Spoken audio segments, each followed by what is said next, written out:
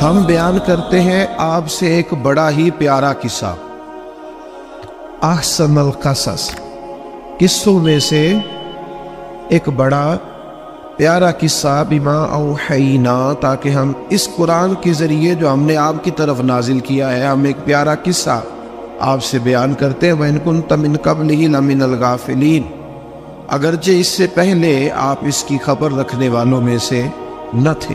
قصہ کیا ہے؟ قصہ یہاں سے شروع ہوتا ہے، اذ قال یوسف لأبیہ، جب کہا حضرت یوسف علیہ السلام نے اپنے باپ سے، کیا کہا یا ابتی، اے میرے باپ، انی رأیت احد عشر کوکبا، بے شک میں نے خواب میں دیکھے ہیں 11 ستارے، والشمس اور سورج، والقمر اور چاند، رأیتہم لی ساجدین، کہ وہ مجھے سجدہ کر رہے تھے۔ یہ خواب دیکھا حضرت ابراہیم علیہ السلام کے بیٹے حضرت اسحاق علیہ السلام، اور حضرت اسحاق علیہ السلام کے صاحبزادے حضرت یعقوب علیہ السلام۔ حضرت یعقوب علیہ السلام نے کئی نکاح فرمائے، اللہ نے آپ کو 12 بیٹے عطا فرمائے۔ 2 بیٹے تھے آپ کے، حضرت یوسف علیہ السلام اور حضرت بنیامین علیہ السلام، جو ایک والدہ سے تھے۔ حضرت یوسف علیہ السلام بڑے حسین و جمیل تھے، بڑے خوبصورت تھے۔ کچھ لوگ ظاہراً خوبصورت ہوتے ہیں تو کچھ کی ساتھ عادتیں بھی بڑی خوبصورت ہوتی، بڑے نفیس، بڑے فرما بردار، بڑی میٹھی ٹھنڈی بات کرنے والے۔ ہوتا یہ ہے کہ جب کہ بچہ پیارا بھی ہو اور عادتیں بھی اچھی ہوں تو ماں باپ کی آنکھوں کا تارا بن جاتا ہے، باقی محنت کرنے کی بجائے شکوہ کرنا شروع کر دیتے ہیں۔ تو حضرت یوسف علیہ السلام کے والد حضرت یعقوب علیہ السلام اپنے بیٹے سے بڑا پیار کرتے تھے۔ اور آج اس واقعے میں آپ کو یہ بھی سمجھ آئے گی کہ ساری زندگی لوگوں نے ماں بیٹے کا پیار بیان کیا ہے، یہ وہ واقعہ ہے جس نے باپ بیٹے کا پیار بیان اور انوکھے انداز میں بیان کیا۔ یعنی باپ اور بیٹے کے پیار کا بھی کوئی شخص کسی جگہ تصور کر سکتا، اسے ماپا اور تولا جا سکتا نہیں ہے۔ تو حضرت یعقوب علیہ السلام کے صاحبزادے تھے یوسف علیہ السلام، آپ بڑا پیار کرتے تھے، تو باقی بھائی تھوڑا حسد کرنے لگے، انہیں جلنا شروع کر دیا۔ حضرت سیدنا یوسف علیہ السلام ایک دن فرمانے لگے اپنے والد سے کہ ابا جی میں نے خواب دیکھا ہے کہ 11 ستارے، سورج اور چاند مجھے سجدہ کر رہے ہیں۔ قال یا بنی لا تقصص رؤیاک علی اخوتک، کہ بیٹا اپنا خواب اپنے بھائیوں سے نہ بیان کر دو، اپنا خواب اپنے بھائیوں سے نہ بیان کرنا۔ فَيَكِيدُوا لَكَ كَيْدًا، ہو سکتا ہے وہ تیرے خلاف کوئی سازش رچے۔ کیوں رچے؟ اس لیے کہ ان الشیطان للانسان عدو مبین، بے شک شیطان آدمی کا کھلا ہوا دشمن، وہ ہر وقت وسوسہ اندوزی کرتا ہے۔ تو لہذا بھائیوں سے بات بیان آپ نے نہیں بیان کی۔ آہستہ آہستہ نہ وہ حسد بڑھتا، حسد بہت بڑی بیماری ہے۔ اگر نبیوں کے بیٹوں میں ہو سکتا ہے تو عام انسانوں میں کیوں نہیں ہو سکتا؟ انبیاء کے بیٹے اگر کر سکتے ہیں تو عام لوگ بھی۔ آپ جب کسی شخص کو دیکھیں نا کسی کے بارے میں کچے جملے بول رہا ہے، کمزور بات کر رہا ہے، تو پہلے اچھی طرح ٹٹول لیں کہ حق بیان کر رہا ہے یا صرف حسد کے بیچ رہ کے گفتگو کر رہا ہے۔ بہت بڑی بیماری ہے۔ انہوں نے ایک چال بنائی 10 نے مل کے کہ اس طرح کریں کہ ان کو کوئی سخت سزا دیں، انہیں قتل کر دیتے ہیں۔ پھر کہنے لگے مارتے نہیں، کنویں میں پھینک دیتے ہیں۔ حضرت یعقوب علیہ السلام کی بارگاہ میں حاضر ہوئے تو حاضر ہو کے عرض کی کہ ہم سیر کرنا چاہتے ہیں تو ہمارا بھائی یوسف بھی تو ہمارا بھائی ہے نا، ہمارے ساتھ بھیجے، وہاں کھیلے گا، کودے گا، کھائے گا، پیے گا۔ حضرت یعقوب علیہ السلام نے فرمایا نہیں، مجھے ڈر لگتا ہے کہ کہیں میرے یوسف کو کوئی تکلیف نہ پہنچ جائے۔ کچھ ایسے ہوتے ہیں جنہیں جدا کرنے کو دل ہی نہیں کرتا کہ وہ جائیں نہ۔ کئی دفعہ بعض بچے نالائق ہوتے ہیں، وہ جدا ہوتے ہیں لیکن ان کو جدا کرنے کو دل، لیکن حضرت یوسف تو لائق بچے تھے نا اپنے والد کے، ان کا بھی نہیں ارادہ تھا۔ بھائی لے گئے اور لے جا کر کے حضرت یوسف علیہ السلام کو پہلے بہت زیادہ مارا، پھر حضرت یوسف علیہ السلام کا کرتا اتار کے ان کے ہاتھ باندھے، پھر بڑے بھائی نے یہودا نے رسی کے ساتھ باندھ کے کنویں میں لٹکا دیا، اور پھر جب درمیان میں پہنچے تو پھر رسی کو کاٹ دیا حضرت یوسف جب گرے پانی میں آواز آئی تو ہنسے۔ مفسرین نے لکھا ہے کہ اللہ تعالیٰ نے حضرت جبریل امین کو بھیجا، فرمایا جاؤ میرے یوسف کو پکڑ کے نہ تو احتیاط کے ساتھ نیچے رکھ۔ حضرت یوسف کو رکھ دیا گیا۔ 3 دن اور 3 راتیں جناب یوسف کنویں میں رہے۔ بچانے والا زیادہ بڑا ہے، محفوظ رکھنے والا زیادہ طاقتور ہے۔ 3 دن اور 3 راتیں کنویں میں رہے۔ انہوں نے کیا کیا کہ حضرت یوسف کا کرتا چونکہ اتار لیا تھا، 2 کرتے انہوں نے پہنے ہوئے تھے۔ بعد مفسرین نے لکھا ہے ایک تو کرتا وہ تھا جنہوں نے استعمال کیا، تو ایک کرتا بطور تعویذ کے حضرت یعقوب نے ان کے گلے میں ڈال دیا بطور برکت کے، تو وہ کرتا بھی ان کے گلے میں تھا۔ ایک کرتے سے انہوں نے باندھ دیا، دوسرا کرتا جو تھا نا اس کو خوند لگا کے نا بکری کا، تو حضرت یعقوب کے پاس آئے اور جب دروازے تک پہنچے تو شور کرنے لگے زور زور سے۔ حضرت یعقوب پریشان ہو کے باہر آئے، چونکہ وہ بکریاں بھی ساتھ لے کے گئے تھے، بکریاں چرایا کرتے تھے، تو کہا بکریوں کو بھیڑیا تو نہیں پڑ گیا؟ تو کہنے لگے حضور بکریوں کو تو نہیں پڑا، پر حضرت یوسف کو لے گیا ہے۔ اور حضرت یوسف علیہ السلام شہید ہو گئے۔ حضرت یعقوب علیہ السلام نے نا وہ کرتا دیکھا تو کرتا دیکھ کے فرمانے لگے بڑا سیانہ تھا بھیڑیا، یوسف سارا کھا گیا ہے پر کرتا کسی جگہ سے پھٹا بھی نہیں۔ اس کا مطلب ہے کہ حضرت یعقوب کو سمجھ آ گئی کہ میرے یوسف کو بھیڑیے نے کھایا نہیں ہے۔ یہ قرآن مجید ہے، فرمایا بڑا سمجھدار تھا بھائی، کرتا پھٹا بھی نہیں اور یوسف وہ سارا کھا گیا۔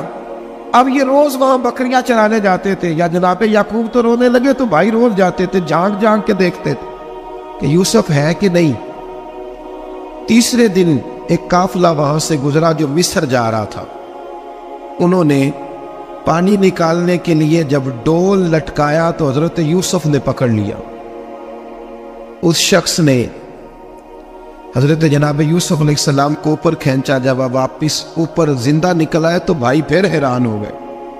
ابھی بھی شکر ادا نہیں کیا کہ 3 دن کے بعد دیکھو اللہ نے کتنا فضل فرمایا ہے، لیکن وہ پھر کہنے لگے قریب آ کے نا اس سے یہ ہمارا بھاگا ہوا غلام ہے،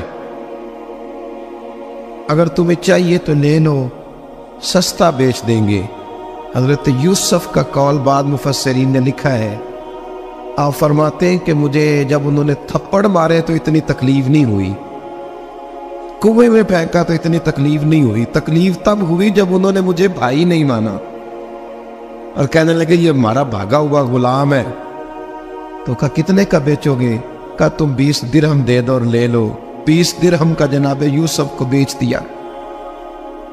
وہ لے گئے مصر کی منڈی میں، وہاں قیمت لگنے لگی، کتنے ہزار، اتنے ہزار، اتنے ہزار۔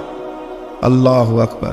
جناب یوسف کہتے میں نے وہ رنگ بھی دیکھا کہ جب میرا باپ سب سے بڑھ کر مجھ سے پیار کرتا تھا اور آج میں وہی یوسف ہوں جس کی بولیاں لگ رہی، جس کی بولیاں لگ رہی۔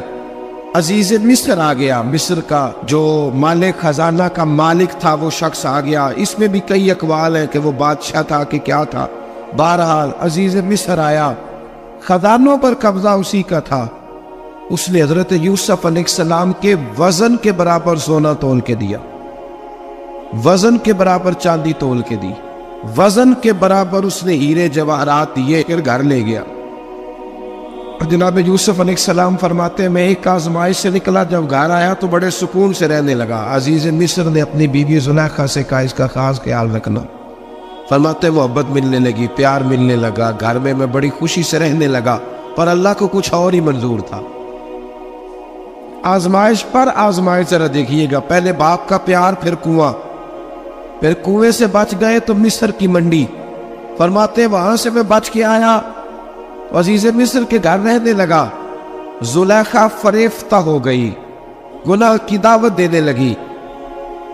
تو حضرت یوسف نے کہا قال معاذ اللہ، میں اللہ کی پناہ چاہتا ہوں۔ سارے دروازے بند کر کے جب وہ پیچھے بھاگی، اصل حسین وہی شخص ہوتا ہے جو اپنے باطن کے حسن کو بچا لیا کرتا ہے۔ جو سوداگری کرنے لگے وہ تھوڑا حسین ہوتا ہے۔ حضرت یوسف علیہ السلام جب بھاگے تو اس نے پیچھے سے پکڑ کے کرتا کھینچا، کرتا پھٹ گیا۔ ابھی آپ دروازے تک پہنچے تھے، عزیز مصر خود آ گیا۔ اس نے آگے کہا یہ کیا ہو رہا ہے؟ اس نے مکر کیا زلیخا نے، کہنے لگی کہ ہونا کیا ہے، اس کو گھر میں رکھ کے پالا ہے، اب جوان ہوا ہے تو معاذ اللہ اس نے میرے طرف دست درازی کرنے کی کوشش کی ہے۔ حضرت یوسف پھر خاموش ہو گئے، بھائی بیچ رہے تھے تو پھر بھی خاموش تھے۔ کبھی کبھی کچھ چیزیں خاموش رہ کے سہ نہیں پڑتی، زخم پہ زخم کھا کے جی، خون جگر کے کھوٹ پی، آہ نہ کر لبوں کو سی، یہ عشق ہے کو دل لگی نہیں۔ حضرت یوسف علیہ السلام پھر چپ ہے۔ زلیخا نے بڑی باتیں کی، ایک دانا آدمی تھا، قرآن کہتا ہے ایک بولا بولنے والا، ایک عقل مند بولا۔ اس نے کہا دیکھو نہ زلیخا کی سنو نہ یوسف کی سنو، اگر تو کرتا آگے سے پھٹا ہوا ہے تو پھر غلطی ہے جناب یوسف کی، اور اگر پیچھے سے پھٹا ہے تو پھر زلیخا کی غلطی۔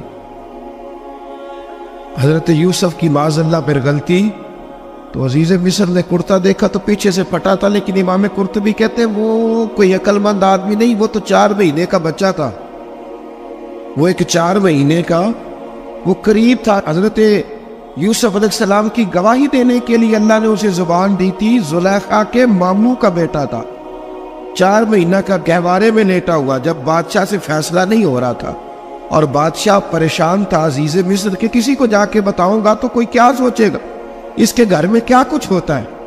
کہتے پریشان تھا تو پنگوڑے سے بچہ بول پڑا، کہنے لگا بادشاہ اگر تو کرتا آگے سے پھٹا ہے تو پھر معاذ اللہ غلطی حضرت یوسف کی، اگر پیچھے سے پھٹا ہے تو پھر زلیخا کی، تو کرتا پیچھے سے پھٹا تھا۔ حضرت یوسف کے حق میں گواہی مکمل ہو گئی۔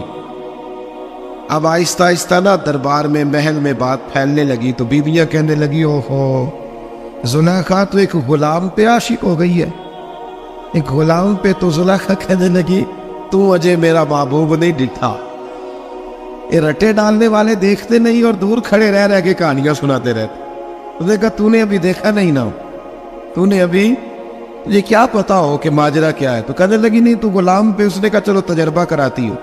ساری عورتوں کو بٹھایا، ہاتھ میں ایک ایک سیب دیا، ایک ایک چھری دی، اور جب پوری تیاری ہو گئی پھل کاٹنے کی عورتوں کی تو جناب یوسف سے کہا ذرا جھلک تو دکھاؤ۔ تو حضرت یوسف نے جب جھلک دکھائی تو قرآن کہتا ہے سیب کاٹنے کی بجائے ہاتھ کاٹ لیے، اور کہنے لگی اوہو یہ کوئی بشر نہیں، یہ تو کوئی فرشتہ ہے، یہ کوئی فرشتہ ہے، یہ تو کوئی اللہ تبارک و تعالیٰ کی طرف سے آنے والا کوئی کرامت والا عزت والا شان والا فرشتہ ہے۔ حضرت زلیخا کہنے لگی سمجھ آئی ہے پھر تو مجھ پر شکوہ کرتی تھی۔ اب وہ بات بھی آہستہ آہستہ پھیلنے لگی کہ حضرت یوسف علیہ السلام کی غلطی نہیں، غلطی زلیخا کی ہے۔ اب بادشاہ نے زلیخا سے کہا کہ اگر تو میں تیری بات کروں تو تیرے ساتھ میری بدنامی کا بھی ڈر ہے، کیا کریں؟ طے یہ پایا کہ حضرت یوسف کو جیل میں ڈال دیا جائے۔ پہلے بانیوں کے تھپڑ، پھر کنواں، پھر مصر کی منڈی، پھر زلیخا کا الزام، اور پھر باری آ گئی جیل جانے کی۔ تو حضرت یوسف علیہ السلام کو جیل میں، کچھ نے لکھا ہے 12 سال جیل میں رہے، جیل میں ڈال دیا۔ حضرت یوسف علیہ السلام جیل میں کیا کرتے؟ واعظ فرماتے، تبلیغ فرماتے، لوگوں کو اللہ کی توحید کی دعوت دیتے۔ وہاں جیل میں نا ایک شخص نے خواب دیکھا، اس نے دیکھا کہ میرے سر پہ نا پرندے کھا رہے۔ تو حضرت یوسف کہنے لگی اس کی تعبیر یہ ہے کہ تجھے قتل کیا جائے گا، اور تیری لاش کچھ دیر پڑی رہے گی تو پرندے تیرے سر پہ آ کے بیٹھیں گے، یہ تعبیر ہے۔ ایسا ہی ہوا، واقعی وہ شخص قتل ہو گیا۔ ایک شخص نے دیکھا کہ وہ شراب کشید کر رہا ہے، اس نے بھی تعبیر پوچھی تو آپ نے فرمایا تو اپنے بادشاہ کو پلائے گا۔ محسوس ہوتا ہے کہ اتنی دیر تک شراب ناجائز نہیں تھی، تو اس کو شراب پلائے گا، یہ اس کی تعبیر ہے۔ وقت گزرتا گیا، وقت جو ہوتا ہے نا، وقت یہ خود بخود لوگوں کی بے گناہی ثابت کر دیتا ہے۔ ایک وقت میں نا پراپوگنڈا ہوتا ہے تو ہر آدمی پراپوگنڈے کا شکار ہوتا ہے، پھر جب وقت گزرتا جاتا ہے تو خود بخود وقت کا گزرنا کچھ چیزوں کا خود بخود حل بن جاتا ہے۔ حضرت یوسف علیہ نبینا علیہ السلام کو جب 12 سال بیت گئے تو بادشاہ نے، عزیز مصر نے خواب دیکھا۔ اس نے خواب دیکھا کہ 7 موٹی تازی گائیں دبلی پتلی گائے کو کھا گئی، اور 7 خشک بالیاں اور 7 سرسبز و شاداب بالیاں اپنے وزیر سے کہنے لگا کوئی تعبیر والا بندہ ملے. اس نے کہا کہ ایک بندہ ہے جس کی تعبیریں بڑی سچی ہیں. وہ کون؟ کہنے لگے جناب یوسف. تو قید خانے میں پیغام بھیجا حضرت یوسف کو کہ خواب کی تعبیر بتائیں. تو جناب یوسف نے یہ نہیں کہا پہلے مجھے باہر نکالو، یہ نہیں فرمایا. فرمایا تعبیر یہ ہے، یہ جو 7 خشک بالیاں دیکھی ہیں نا، اس کا مطلب ہے کہ 7 سال تنگ دستی رہے گی، اور 7 سال سبز بالیاں دیکھی ہیں تو پھر 7 سال اللہ خوشحالی دے دے گی. اور فرمایا یہ جو تم نے گائے دیکھی ہے موٹی تازی وہ کھا گئی. فرمایا اس کی تعبیر یہ ہے کہ کوشش کرنا کہ جو تمہارے پاس دن یہ چل رہے ہیں جن میں سرسبز و شاداب ہے کھیتیاں، تو 7 سالوں کے لیے اناج جمع کر لینا، پالیوں کے اندر ہی رہنے دینا، باہر نہ نکالنا. اور پھر اگلے جو خشک سال ہوں گے نا، وہ یہ جو جمع پونجی کی ہوگی نا اس کی برکت سے وہ 7 سال آسانی سے. اس پر ہمارے مفسرین نے لکھا ہے، اس آیت پر صوفیاء اور بزرگ تو کہتے ہیں نا سارا اللہ کے راستے میں دے دو، یہ بھی بات اچھی ہے. لیکن اگر کوئی اپنے بچوں کے لیے آنے والے وقت کے لیے کوئی چیزیں سنبھال کے رکھے تو یہ بھی سورہ یوسف سے ثابت ہے. یہ بھی سورہ یوسف سے، تو یہ بھی کوئی ایسا فعل نہیں ہے جس پر کوئی شخص تنقید کر سکے. عام دام برسر مطلب حضرت یوسف نے جب تعبیر بتائی تو بادشاہ کہنے لگا کہ انہیں باہر نکالو. آپ فرمانے لگے میں نہیں نکلتا بھائی، نہیں نکلتا میں جیل سے، یہی ٹھیک ہوں میں. آپ کیوں نہیں نکلتے؟ کہنے لگے پہلے اعلان کر کے لوگوں کو بتا کہ میں بے قصور ہوں. وہ جو تو نے پراپوگنڈا کیا نا اپنے منہ سے اعلان کر. اس نے جناب زلیخا کو بلایا، ان عورتوں کو بلایا، وہ عورتیں ساری سامنے آئیں، انہوں نے گواہی دی کہ یوسف تو بے گناہ ہے. پر سال کتنے لگ گئے؟ اللہ اکبر، 12 سال لگ گئے. یقین کریں کچھ لوگوں کو یہ ثابت کرنے میں نہ کہ میں ٹھیک ہوں زندگی بیت جاتی، اور میں تمہارا خیر کا ہوں زندگی بیت جاتی ہے. لوگوں کو ہوش تب آتی ہے جب مزار پر چادر ڈالنے کا ٹائم آ جاتا ہے، ہوش تب آتی ہے، لیکن پھر ہوش کا کوئی فائدہ. 12 سال کے بعد بادشاہ نے ان کو بلایا اور کہنے لگا کہ یہ جو خواب میں نے آپ کو سنایا اب کرنا کیا؟ تو حضرت یوسف کہنے لگے تم سے کچھ بھی نہیں ہوگا، اگر کچھ کرنا ہے تو پھر یہ خزانے کی ذمہ داری میری لگاؤ. اگر کوئی قابل آدمی ہو تو وہ آگے بڑھ کے بات کر سکتا ہے. یہاں ہر بندہ ہی آگے بڑھ کے کہتا ہے مجھے دے دو ڈیوٹی، لیکن قابل ہو تو وہ آگے بڑھ کے بات کرے اور سمجھے کہ میرے علاوہ کسی کے لیے مشکل ہے تو پھر وہ آگے بڑھے. حضرت یوسف نے جب کہا تو انہوں نے آپ کو وزیر خزانہ بنا دیا. پھر ایک وقت آیا کہ وہ عزیز مصر ہی بن گئے. قحط پڑ گیا، جب مصر میں قحط پڑا تو دائیں بائیں بھی قحط پڑا. کنعان کے آپ رہنے والے تھے، وہاں بھی قحط پڑا.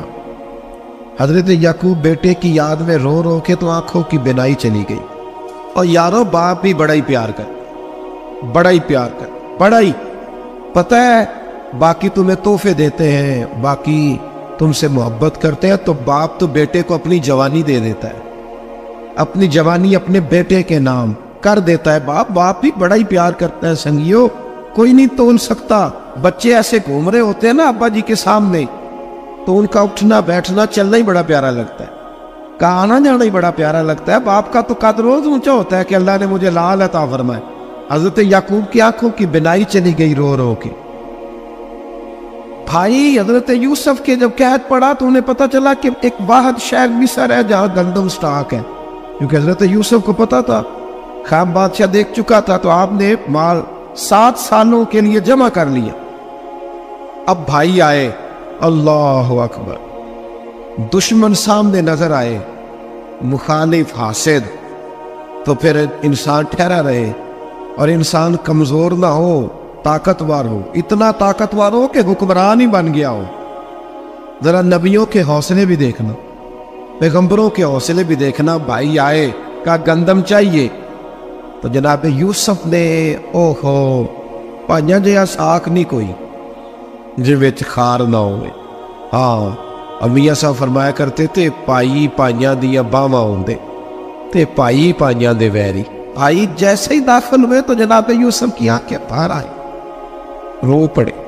او میرے بھائی آ رو پڑے. وزیر مشیر دائیں بائیں دیکھتے ہیں کہ حضرت یوسف کو کیا ہوا، رو پڑے اور بھر بھر کے گندم دی. اس کو اشارے کرتے چل تھوڑی اور ڈال دے، چل تھوڑی اور ڈال دے۔ جب بھائیوں کو دے چکے تو پھر فرمانے لگے کہ شاید اس سے گزارا نہ ہو، ضرورت پڑی تو دوبارہ بھی آ جانا۔ اپنی قوم کو طرز دے رہے تھوڑا تھوڑا کھاؤ، بھائیوں کو کہتے ضرورت پڑی نا آ جانا دوبارہ۔ اور کہنے لگے تمہارا ایک اور بھائی بھی ہے، کہاں ہے؟ بنیامین نام ہے۔ فرمایا ہو سکے تو اسے بھی لے آنا۔ بھائی پیسے لے کے آئے تھے گندم لینے کے لیے، اور جب واپس جانے لگے تو حضرت یوسف نے ان کی رقم دوبارہ رکھ دی، وہ دوبارہ ان کی بوریوں میں رکھ دی۔ گھر جا کے انہوں نے کھولی تو گندم بھی تھی اور پیسے بھی تھے۔ اجنور سے پیسے تھوڑی وصول کرنے، جا کے اپنے والد سے کہنے لگے ابا بادشاہ بڑے دیکھے ہیں پر اس میں کوئی خوشبو دیکھی، تو اس نے کہا ہے کہ اپنے دوسرے بھائی کو بھی لے کے آنا، تو بنیامین کو لے جائیں۔ حضرت یعقوب فرمانے لگے پہلے بھی تم پہ بھروسہ کر چکا ہوں، بار بار نہیں کروں گا، یوسف گوا چکا ہوں۔ پوتے بول پڑے، کہنے لگے دادا جی آپ تو ہر وقت یوسف یوسف ہی کرتے رہتے۔ انہوں نے ضد کی، اصرار کیا، تو جناب بنیامین کو ساتھ وعدہ لے کے، عہد لے کے، قسم لے کے بھیج دیا حضرت یعقوب نے۔ جناب بنیامین بھی پہنچے مصر میں، یہ دونوں ایک ماں سے تھے، سگے دونوں تھے۔ حضرت یوسف نے جناب بنیامین کو دیکھا تو اپنے ساتھ بٹھا لیا، اور ذرا باتیں کر کے نا ادھر بیٹھ جاؤ، ادھر بیٹھ جاؤ، اچھا نہیں ہے جگہ، آپ ادھر آ جاؤ میرے ساتھ بیٹھ جاؤ، بھائی تھا نا سگا، اچھا چلو ٹھیک ہے آپ ادھر آ جاؤ۔ بھائی کو ساتھ بٹھا لیا، ابھی جب چیزیں دینے لگے تو کان میں کہنے لگے، وہ پریشان تھے نا حضرت بنیامین کہ یہ بندہ کیا کر رہا ہے، تو کان میں کہنے لگے میں بھائی ہوں تیرا، میں یوسف ہوں۔ اس طرح کہا یار تھوڑے دن میرے پاس رہ نہیں جاتا؟ حضرت بنیامین کہنے لگے رہ جاتا ہوں۔ رہ گئے جناب بنیامین۔ اب کہا نہیں میں نہیں بھیجوں گا۔ کچھ لوگوں نے یہ لکھا ہے کہ حضرت بنیامین کے جو بوری تھی اس کے اندر انہوں نے تھیلے کے اندر شاہی پیالہ رکھ دیا، اور فرمایا اس کو ہم نہیں جانے دیں گے، ہمارا پیالہ کیسے، یہ نہیں کہا کہ یہ چور ہے، کہا پیالہ کیسے آیا اس کے تھیلے میں، لہٰذا یہ ابھی اب رہے گا ہمارے پاس، دیکھیں گے۔ وہ باقی چلے گئے تو یہودا کہنے لگا کہ میں نہیں جاتا، میں یہیں ٹھہروں گا، اس لیے کہ میں باپ کو کیا بتاؤں گا کہ پہلے بھی میں کرتا میں ہی لے کے گیا تھا یوسف کا، اب میں کیا بتاؤں گا۔ واپس گئے اور جا کے بتایا کہ جناب بنیامین کو انہوں نے رکھ لیا ہے، معاملہ بن گیا ہے۔ وہ کہتے کیسے پیالہ آیا ہے، شاہی پیالہ۔ حضرت سیدنا یعقوب علیہ السلام فرمانے لگے میں نے تمہیں پہلے ہی کہا تھا کہ تم میرے بنیامین کو بھی لے جا رہے ہو، پہلے میں بھروسہ کر کے یوسف کے معاملے میں پریشان ہوں۔ فرمایا اس طرح کرو، جاؤ ڈھونڈو جا کے میرے یوسف کو، اور ڈھونڈو جا کے میرے بنیامین کو، جاؤ تلاش کرو۔ اللہ اکبر۔ بھائی دوبارہ آئے، گندم بھی ختم ہو گئی تھی، آتے ہی کہا کہ اے عزیز مصر بڑی بری حالت ہے، ہم بڑے پریشان ہیں، ہمارے باپ کی رو رو کے آنکھیں چلی گئی ہیں، مہربانی کرو کچھ گندم بھی دے دو، اور اس طرح کرو کہ ہمارا بھائی بھی ہمیں واپس کر دو تاکہ ہم اسے لے جائیں اور ہمارے والد گرامی کی آنکھیں ٹھنڈی ہو۔ حضرت یوسف علیٰ نبینا علیہ الصلوۃ والسلام ان کی باتیں بھی سننے لگے اور غور سے ان کے چہرے بھی دیکھنے لگے، غور سے۔ تو جب انہوں نے حضرت یوسف علیہ السلام کی طرف غور سے دیکھا تو حضرت یوسف کہنے لگے مجھے پہچانتے ہو؟ پہچانتے ہو؟ کہا نہیں۔ فرمانے لگے میں یوسف ہوں۔ قال انا یوسف، کہنے لگے میں یوسف ہوں، اور حضرت بنیامین کی طرف اشارہ کر کے کہنے لگے وَهَذَا أَخِي، اور یہ میرا بھائی ہے، میں یوسف ہوں اور یہ میرا بھائی ہے۔ اور فرمانے لگے اللہ نے ہم پر احسان کیا ہے، اور جو تقوی اختیار کرتا ہے اور صبر کرتا ہے اللہ تعالیٰ اس نیک کے اجر کو کبھی ضائع، یہ نہیں فرمایا میں نے بڑے تقوی کیے پرہیزگاری کی تو بچ گیا، فرمایا جو بھی تقوی اختیار کرے، جو بھی صبر کرے گا اللہ اس نیک کے اجر کو کبھی ضائع نہیں کرے گا۔ پھر فرمانے لگے جاؤ آج تم پر کوئی گناہ نہیں، جاؤ ایک دم ہی اسی وقت ہی فرمایا جاؤ میں نے تمہیں معاف کیا، جاؤ میں نے تمہیں معاف کیا۔ اور فرمانے لگے میری دعا ہے کہ میرا رب بھی تمہیں معاف کر دے۔ پھر فرمایا یہ میری قمیض لے جاؤ، میرا کرتا، اور میرے باپ کی آنکھوں پہ ڈال دینا۔ امید ہے ان کی آنکھوں کی روشنی واپس آ جائے، جاؤ لے جاؤ۔ تو وہ کرتا لے کے گئے، اذهبوا بقمیصی ھذا، یہ میرا کرتا لے جاؤ۔ دیکھو اللہ والوں کے وجود سے جو چیز لگ جائے تبرک بن جاتی۔ تو وہ کرتا لے کے گئے بھائی، ابھی دور ہی تھے، تو قرآن مجید کہتا ہے ابھی وہ دور تھے تو سیدنا یعقوب علیہ السلام فرمانے لگے بھائی مجھے یوسف کی خوشبو آ رہی، مجھے نا یوسف کی، اللہ اکبر، کون اندازہ کرے باپ اور بیٹے کی محبت کا، مجھے نا خوشبو آ رہی ہے یوسف کی خوشبو، مجھے خوشبو آ رہی ہے۔ تو حضرت سیدنا یعقوب علیہ السلام کی آنکھوں پہ ڈالا تو روشنی واپس آ گئی۔ کعبہ جی ذرا چل کے دیکھو تو صحیح، رب نے آپ کے بیٹے کو کتنی شانیں عطا فرمائی۔ چلو نا، یہ 72 لوگ تھے جو یہاں سے چلے کنعان سے، اور ہزاروں کا لشکر لے کر حضرت یوسف آئے، ہزاروں کا لشکر لے کے والد کے استقبال کے لیے۔ اور جب باپ بیٹے کی ملاقات ہوئی تو امام غزالی فرماتے ہیں 4 لوگ دنیا میں بڑا ہی روئے ہیں، ایک حضور بڑا روئے ہیں امت کے غم میں، اور ایک سیدہ فاطمہ بڑا ہی روئی ہے حضور کے وصال کے بعد، اور تیسرا فرماتے ہیں یعقوب بڑا ہی روئے ہیں حضرت یوسف کے، بڑا ہی، اور چوتھے امام زین العابدین بڑا ہی روئے ہیں واقعہ کربلا کے بعد۔ یہ 4 لوگ بڑا ہی روئے۔ پھر جب ملاقات ہوئی دونوں کی تو اس درد سے ملاقات ہوئی کہ ہر آنکھ اشک بار ہو گئی۔ باپ بیٹا اتنی وارفتگی سے مل رہے تھے، اتنی وارفتگی سے کہ دائیں بائیں انہیں خبر ہی نہ رہی کہ باقی لوگ بھی ہیں۔ حضرت علامہ اسماعیل حقی نے لکھا ہے کہ جناب جبریل امین حضرت یعقوب کے کان میں کہنے لگے بس کرے، اوپر تو ذرا نظر اٹھائیں، فرشتے بھی دیدار کے لیے آئے ہوئے ہیں۔ دیکھیں اللہ کے فرشتے بھی آئے ہیں اس منظر محبت کو دیکھنے کے لیے۔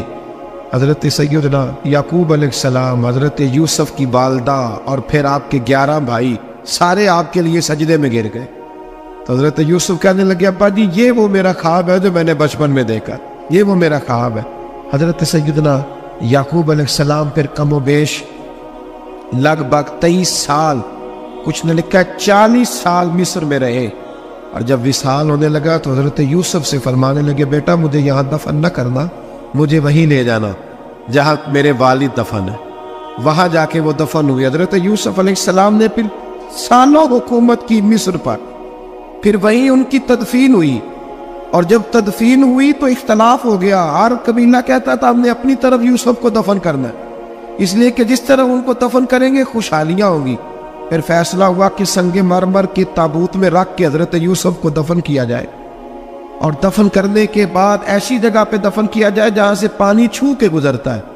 تو ان کو وہاں دفن کیا گیا، پانی چھو کے گزرتا تھا، لوگ کھیتیوں کو لگاتے تھے اور مصر سرسبز و شاداب رہتا تھا۔ اور پھر حدیث پاک میں موجود ہے، مولا علی شیر خدا رضی اللہ تعالی عنہ فرماتے ہیں کہ نبی کریم علیہ السلام کی بارگاہ میں ایک اعرابی آیا، حضور نے فرمایا کچھ مانگ لو اس دیہاتی سے۔ حضور نے فرمایا ہے آج وہ مائل باتا، اور بھی کچھ مانگ لے۔ تو کہنے لگا حضور آپ مجھے سواری کے لیے اونٹ دے دیں۔ حضرت علی کہتے ہیں میں نے کہا ہے افسوس، مانگا بھی تو کیا مانگا۔ حضور نے فرمایا چل کچھ اور مانگ لے۔ کہنے لگا چلے آنے جانے کے لیے کرایہ بھی دے دے، زادرہ بھی دے دے، کھانے، کیا مانگا؟ تو حضور علیہ السلام نے اسے دے دیا۔ تو محبوب فرمانے لگے تجھ سے تو موسیٰ علیہ السلام کے دور کی وہ بوڑھی اچھی تھی۔ کہا وہ بوڑھی کون سی بوڑھی؟ تو حضور علیہ السلام فرمانے لگے رب کریم نے حضرت موسیٰ کو حکم دیا کہ جب آپ مصر سے نکلے تو حضرت یوسف کی قبر کو کھود کر ان کا تابوت بھی ساتھ لے لیں۔ حضرت سیدنا موسیٰ علیہ السلام نے عرض کی مالک وہ کیسے پتہ چلے گا؟ فرمایا وہ تو آپ نے خود ہی پتہ کرنا ہے کہ وہ تابوت کہاں ہے، وہ دریا کے اندر تھا، کیسے پتہ کرنا ہے؟ پتہ کرتے کرتے پتہ چلا کہ ایک بوڑھی اماں ہے، اسے پتہ ہے تابوت کہاں ہے، وہ کدھر ہے تابوت، تو بوڑھی اماں کو پتہ ہے۔ حضرت موسیٰ بوڑھی کے پاس گئے، کہنے لگے اماں وہ تجھے پتہ ہے یوسف کی قبر کہاں؟ کہنے لگی پتہ ہے۔ تو کہا اماں پھر بتا دو۔ کہنے لگی مفت میں بتا دوں، نبی کے مزار کا ایڈریس اور فری میں بتا دوں، یہ کیسے ہو سکتا ہے؟ تو حضرت سیدنا موسیٰ فرمانے لگے چل قیمت لے، طبرانی کی حدیث ہے، حضور بیان فرماتے۔ حضرت موسیٰ کہنے لگے بتا کیا لے گی؟ کہنے لگی مجھے نہ جنت میں وہ والا مکان دلائیں جس کے پڑوسی موسیٰ علیہ السلام، میری اور آپ کی دیوار کٹھی کی عقیدہ کند اللہ اکبر. حضرت موسیٰ کہنے لگے چل اماں مہربانی کر جنت مانگ لیں, اب تو پڑوس ہی مانگنے لگ گئی ہے. تو اب نبیوں کا درجہ تو بڑا ہوگا, تو دینے والا اللہ ہے, میں دعا کرتا ہوں. تو کہنے لگی جی ٹھیک ہے, اگر آپ نہیں دیتے تو میں ایڈریس نہیں بتاتی. تو حضور فرمانے لگے اس سے تو وہ اچھی تھی. حضرت موسیٰ نے عرض کی کہ یا اللہ یہ نہیں بتا رہی تو اب کیا کروں؟ فرمایا موسیٰ وعدہ تو کر لے, مکان میں دے دوں گا, وعدہ کر لیں. تو حضرت سیدنا یوسف کا مرتبہ دیکھیے کہ ان کے مزار کا پتہ بتانے کے لیے, مزار کا پتہ بتانے کے لیے اس خاتون نے حضرت موسیٰ سے جو قیمت لی وہ یہ تھی کہ میں جنت میں آپ کی پڑوسی بنوں گی, پھر ایڈریس بتاؤں گی. تو حضرت موسیٰ نے وعدہ کیا, تو پھر اس نے پتہ بتایا کہ فلاں جگہ مزار ہے. یہ تقریباً سینکڑوں سال بعد حضرت موسیٰ وہ وہاں سے نکال کے تابوت کو اپنے ساتھ لے کر کے گئے. یہ وہ واقعہ جسے قرآن نے احسن القصص قرار دیا. اللہ کریم نے ہمیں اس واقعے میں یہ بتایا ہے کہ معاملات زندگی سے گھبرایا نہ کرو. جب بھی کوئی آزمائش آتی ہے نا تو پھر اللہ دو آسانیاں عطا کرتا ہے. اور یہ بھی یاد رکھیں جو آسانیوں والے ہوتے ہیں نا آزمائشیں بھی انہیں آتی ہیں. جو لاڈلے زیادہ ہوتے ہیں کئی دفعہ تکلیفیں بھی زیادہ. اللہ تعالیٰ لاڈلوں کو تکلیفوں سے محفوظ رکھے, لیکن تکلیفیں بھی زیادہ انہیں آتی. حضرت یوسف لاڈلے تھے تو سیدھے کنویں میں گئے تھے, لیکن اللہ بڑا کریم ہے, بھائیوں نے 20 درہم قیمت لگائی. تو رب کریم نے فرمایا دیکھنا پھر میں اپنے یوسف کی کیا قیمت بیان کرتا. پھر کروڑوں اور اربوں قیمت لگی. پھر کہاں کی آزمائش تھی, کہاں کی بات تھی, وہ ہر جگہ صابر رہے. کسی جگہ ان کا کوئی شکوہ نظر, ایک تقوی, دوسرا صبر, خاموشی. ہم لوگ نہ بول کے لڑ کے فتح حاصل کرنا چاہتے ہیں. یاد رکھنا, آخری بات عرض کرنے لگا ہوں, صبر کرنا اور کام کرنا, صبر کرنا اور اپنے حصے کا رزلٹ اپنی مرضی کا نہ مانگنا, رزلٹ رب کریم کی مرضی کا. نتیجہ صبر کریں اور اپنے حصے کی ڈیوٹی کریں, پھر دیکھیں اللہ کتنا عطا فرماتا ہے. ڈیوٹی میں بھی کمزوری نہ کریں اور بے صبری کا مظاہرہ بھی کبھی نہ کریں. اللہ تعالی ہمیں حضرت یوسف کا صدقہ نصیب فرمائے. یاد رکھیے گا تصوف کی, طریقت کی, معرفت کی, حقیقت کی ڈھیر ساری تعریفات لوگ کرتے ہیں, اور الحمدللہ جو لوگ بھی اہل حق میں سے کوئی خیر کی بات کرتے ہیں وہ ٹھیک ہی کرتے ہیں. لیکن قرآن مجید فرقان حمید خود اپنے بندوں کی جو عظمت بیان کرتا ہے, ان کا جو طرز زندگی قرآن مجید نے بیان کیا ہے وہ سب سے زیادہ بہتر بھی ہے, اعلیٰ بھی ہے, اور سب سے زیادہ افضل بھی. اللہ تعالیٰ نے ارشاد فرمایا کہ وَعِبَادُ الرَّحْمَٰنِ الَّذِينَ يَمْشُونَ عَلَى الْأَرْضِ هَوْنًا, فرمایا رحمان کے بندے وہ ہیں جو زمین پر آہستگی سے چلتے. وَإِذَا خَاطَبَهُمُ الْجَاهِلُونَ قَالُوا سَلَامًا, اور جب جاہل ان سے گفتگو کرتے ہیں تو وہ بحث نہیں کرتے بلکہ کہتے ہیں تمہیں سلام. ان کا دن اس طرح گزرتا ہے کہ وہ بڑے دھیمے, بڑے آہستہ, بڑے وزادار طریقے سے اپنا وقت گزارتے, اور وہ جگہ جگہ جھگڑے نہیں کرتے, ابحاث نہیں کرتے, بلا وجہ جو حالات سے نہیں الجھتے. اس طرح ان کا دن گزرتا ہے. اور رات ان کی اس طرح گزرتی ہے کہ والذین یبیتون لربہم سجدا وقیاما, وہ اپنے رب کے لیے رات گزار دیتے ہیں سجدہ کرتے ہوئے اور قیام کرتے ہوئے. میرے عزیز, اللہ کے بندے کی شان یہ ہوتی ہے کہ اس میں عاجزی ہوتی ہے, بردباری ہوتی ہے, وزاداری ہوتی ہے. میں اور آپ جس معاشرے میں وقت گزار رہے ہیں اس میں بے صبری ہے, بے چینی ہے, ذہنی تناؤ ہے, الجھاؤ ہے. لوگوں کے پاس بڑا کچھ ہونے کے باوجود حلم کی کمی ہے, بردباری کی کمی ہے.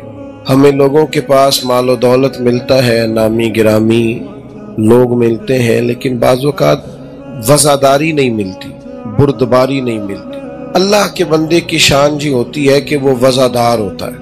ہمارے ہاں جو دور آیا ہے تکلفات کا, بے جا قسم کے تکلفات ہیں, لوگوں کے کپڑوں کا حجم, ان کا بناؤ سنگار, نت نئے ڈیزائن, نت نئی پریشانیاں. ضروریات تو اللہ کے فضل سے پوری ہوتی تھی, لیکن خواہشات نے پورے طور پر لوگوں کو جکڑ لیا. اللہ کا بندہ زمین پر عاجزی سے چلتا ہے, سادگی سے چلتا ہے. سادہ طرز زندگی آسان ہوتا ہے, مشکل نہیں ہوتا.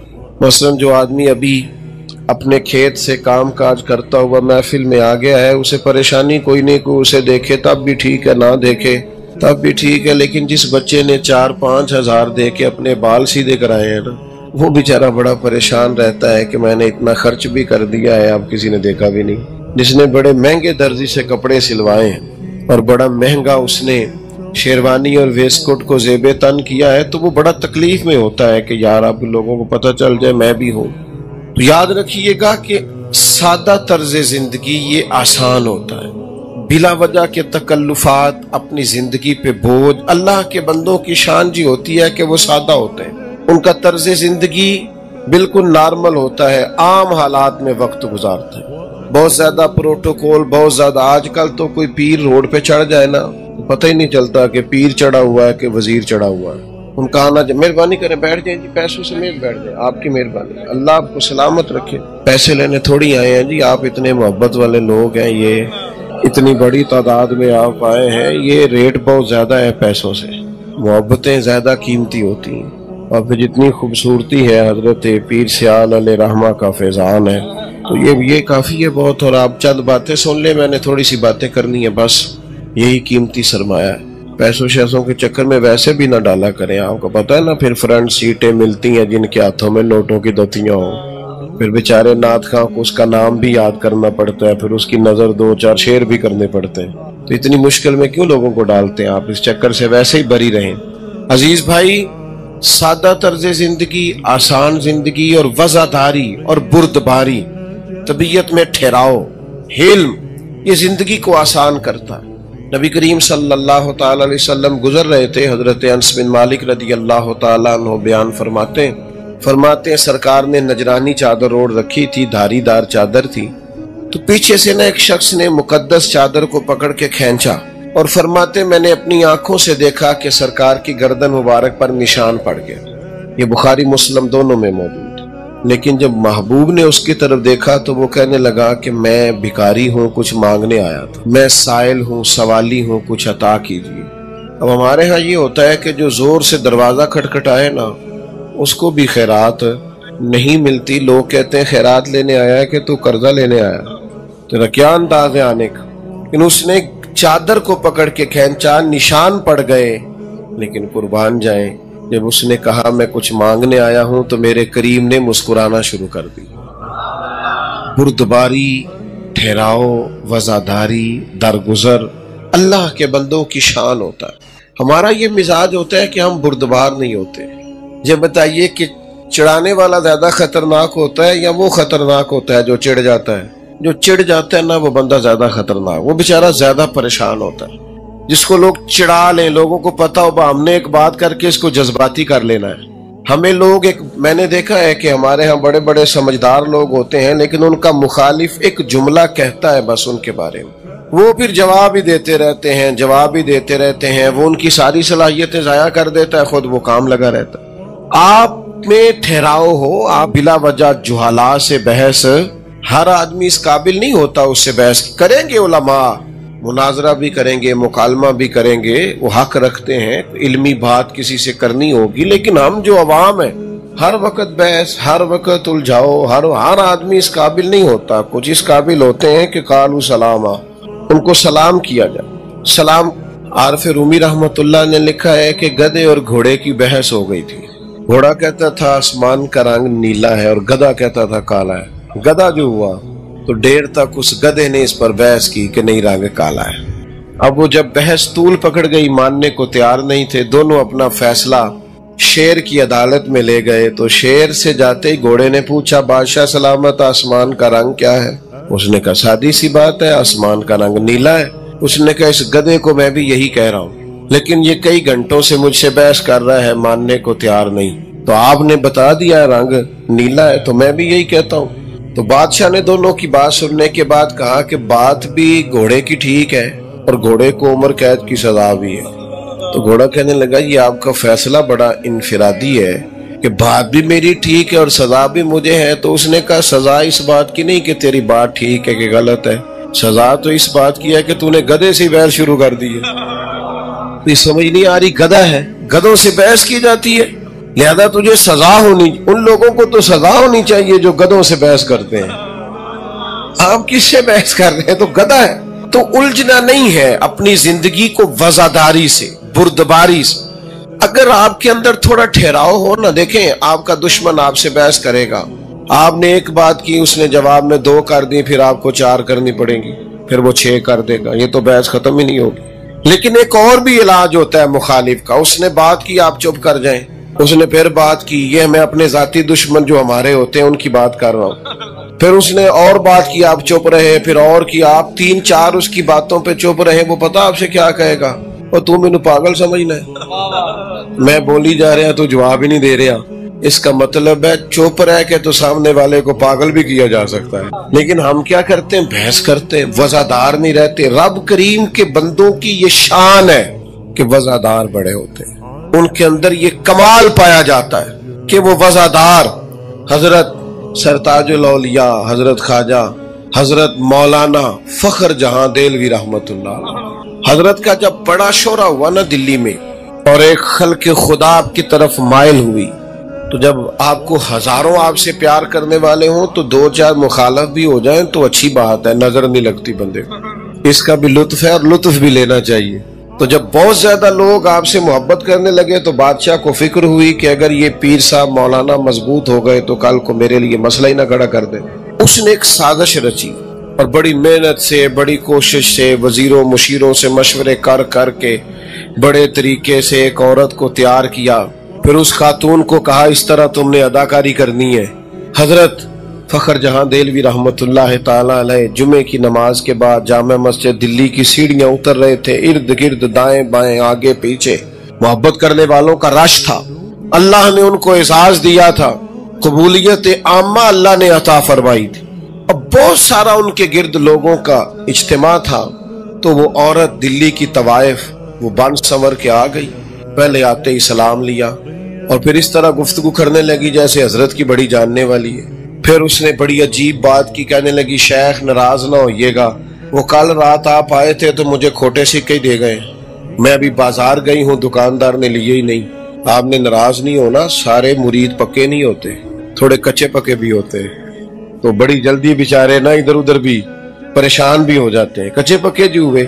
تو وہ جو 1-2 ایسے تھے نا بیچارے، وہ پریشان ہو گئے کہ ہم نے تو کبھی پتہ ہی نہیں کیا شیخ رات کو کہاں ہوتے ہیں، شیخ خانے کو تو میں خانے میں مسلمان آیا، کاش میں خانے سے نکلے تو مسلمان نکلے، تو یہ رات کو کہاں ہوتے ہیں، یہ تو کبھی پتہ ہی نہیں کیا۔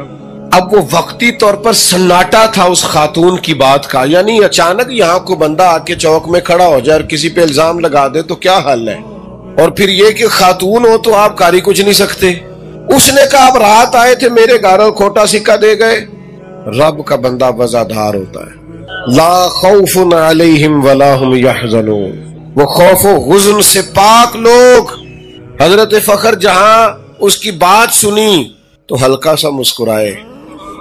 ہم تو دشمن کو بھی پاکیزہ سزا دیتے ہیں، ہلکا سا مسکرائے اور وہ کھوٹے سکے اس سے لے کے جیب میں ہاتھ ڈالا اور اصلی سکے نکالے اور 3 دفعہ فرمایا، اللہ کے بندوں کی شان، 3 دفعہ فرمایا، فرمانے لگے بیٹی، او میری بیٹی، او پیاری بیٹی، تو کھوٹے دے جا، اصلی لے جا، اور دوبارہ بھی کبھی ضرورت پڑی نا تو پتر آ جانا، فخر جہاں کا دروازہ تجھے کھلا ملے گا۔ حضرت نے یہ جملے کہے اور بڑی وزاداری سے، کسی لفظ نے کوئی حرف ٹوٹا نہیں، کوئی جملہ بکھرا نہیں، کوئی بے چینی نہیں نظر آئی، کہیں کوئی گھبراہٹ نہیں، کوئی جھول نہیں بات میں، پوری وزاداری سے جملے بولے۔ اور جب تیزی سے سیڑھیاں اتر رہے تھے نا تو وہ بی بی چند منٹ تو سکتے میں رہی، اسے سمجھ نہ آئی میرے ساتھ ہوا کیا ہے، وہ بدنام کرنے آئی تھی۔ حضرت نے 3 دفعہ بیٹی کہا، اتر آئے اصلی سکے دے کے، پھر تھوڑی ہی دیر کے بعد رونے لگ گئی اور سامنے سے آ کے شیخ کے پیروں میں بیٹھ گئی، کہنے لگی او دلی کے بادشاہ، میں تجھے بدنام کرنے آئی تھی اور میں نے اس کام کے پیسے لیے تھے، اداکاری کرنے آئی تھی، پر میں وہ بی بی ہوں، اتنی بدنام ہوں کہ میرے اپنے بھی مجھے اپنا ماننے کو تیار نہیں ہے، اور تیرا حال یہ ہے کہ میں بدنام کرنے آئی اور تو نے مجھے بیٹی بنا لیا۔ اور 1 دفعہ نہیں، 2 دفعہ نہیں، 3 دفعہ کا بیٹی بیٹی بیٹی، یہ لفظ کے پھر اور تڑپی اور کھل کے روئی और फिर अपना आंचल उठा के पल्लू अपने चेहरे पे नकाब करके कहने लगी, हुजूर अब मैं दिल्ली वालों को बताऊंगी फखर जहां की बेटी कैसी होती है। आज से हर गुनाह से तौबा, और मैं अपने घर को आज से मस्जिद करार देती हूँ, वहां कोई तमाशबीन नहीं आएगा। अब कयामत तक वहां मोहम्मद अरबी के नाम की अजानें पड़ी जाएंगी सल्लल्लाहु ताला अलैहि वसल्लम। अल्लाह के बंदों की वजादारी, बुर्दबारी, उनका हौसला, उनका ज़रफ, उनका कमाल, ओ जितन जितन ते हर कोई खेडे, तू हारन खेड फकीरा, जितन दा मुल कौडी पैंदई, हारन दा मुल हीरा। कभी कभी इंसान को किसी मकाम पे 2 कदम पीछे भी हटना चाहिए। अपने अंदर से ये जल्दबाजी, ये इस तरह बड़ी जल्दी है हमारे नौजवानों को। कहते हैं जनाब पढ़ भी गया हूँ, नौकरी फिर नहीं मिल रही। तो मैंने कहा आप डिग्री लेके नौकर बनना चाहते हैं? तालीम बंदे को नौकर बनाती है कि बादशाह बनाती है? तालीम का मतलब आप नौकर। आप में बेचैनी किस बात की, इस्तराब किस बात का, उलझाओ किस बात का? बिला वजह लोग आपको परेशान करते हैं, मुल्क में कुछ भी नहीं, हालात बड़े खराब है, पता नहीं क्या होने लगा। इस मुल्क को कुछ भी नहीं होगा। ये मुल्क सियासतदानों का नहीं, ये दाता अली अजमेरी का है, ये बाबा फरीदुद्दीन मसूद गंज शकर का है, ये हजरत पीर सियाल का है, ये पीर मेहर अली शाह गोलनवी का है। क्या होगा इस मुल्क को? कुछ भी नहीं होगा। अल्लाह वालों का वतन है, हजरत अमीर मिल्लत का वतन है, ये कुछ भी नहीं होने लगा। इसलिए उलझा ना करें, मुस्तरिब ना हुआ करें। अल्लाह के बंदों की शान ये है कि उनके अंदर ठहराव होता है, वजादारी होती। हमारे पंजाब में ना सियाने होने की उम्र ही कोई नहीं। छोटी उम्र में कोई बच्चा गुस्सा करे तो कहते हैं बाल है, तो जवानी में गुस्सा करे तो कहते खून गर्म है, और अगर बुढ़ापे में करे तो फिर मैं बात ही कोई नहीं करता, फिर मैं सुबह अदम नहीं करना चाहता। भाई सियाने कब होना है? आखिर वजादार कब होना है? ठहराव कब? मैं आपको अर्ज करूं, कुछ फरूई बातें ऐसी भी होती हैं और कुछ हमारे बच्चों की ऐसी चीजें भी होती हैं जिनसे चश्म पोशी करनी चाहिए। मैं कभी दाखिल होता हूँ ना इदारे में, तो अब बड़े बड़े बच्चे हैं मदरसे में, तो वो खेल रहे होते हैं, तो मैं कई दफा अवॉइड करता हूँ। बच्चे खेल रहे हो तो मैं किसी और साइड से आ जाता हूँ। मैं कहता हूँ ये डिस्टर्ब होंगे। बच्चे हंस रहे हैं, शुगल कर रहे हैं, तो उससे वापस आ जाते हैं कि ये हम जाएंगे तो इनको दुश्वारी हो।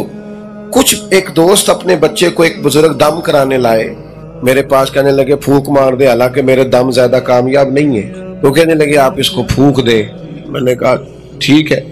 तो वो अपने बच्चे की गलतियां बयान करने लगे, ये बाकी बच्चे ठीक थे, ये जिद्दी भी बड़ा है, ये नादान भी बड़ा है, नाफरमान भी है, बातें भी नहीं मानता। तो मैं नाराज हो गया। मैंने कहा बुजुर्गों आप ये क्या कह रहे हैं?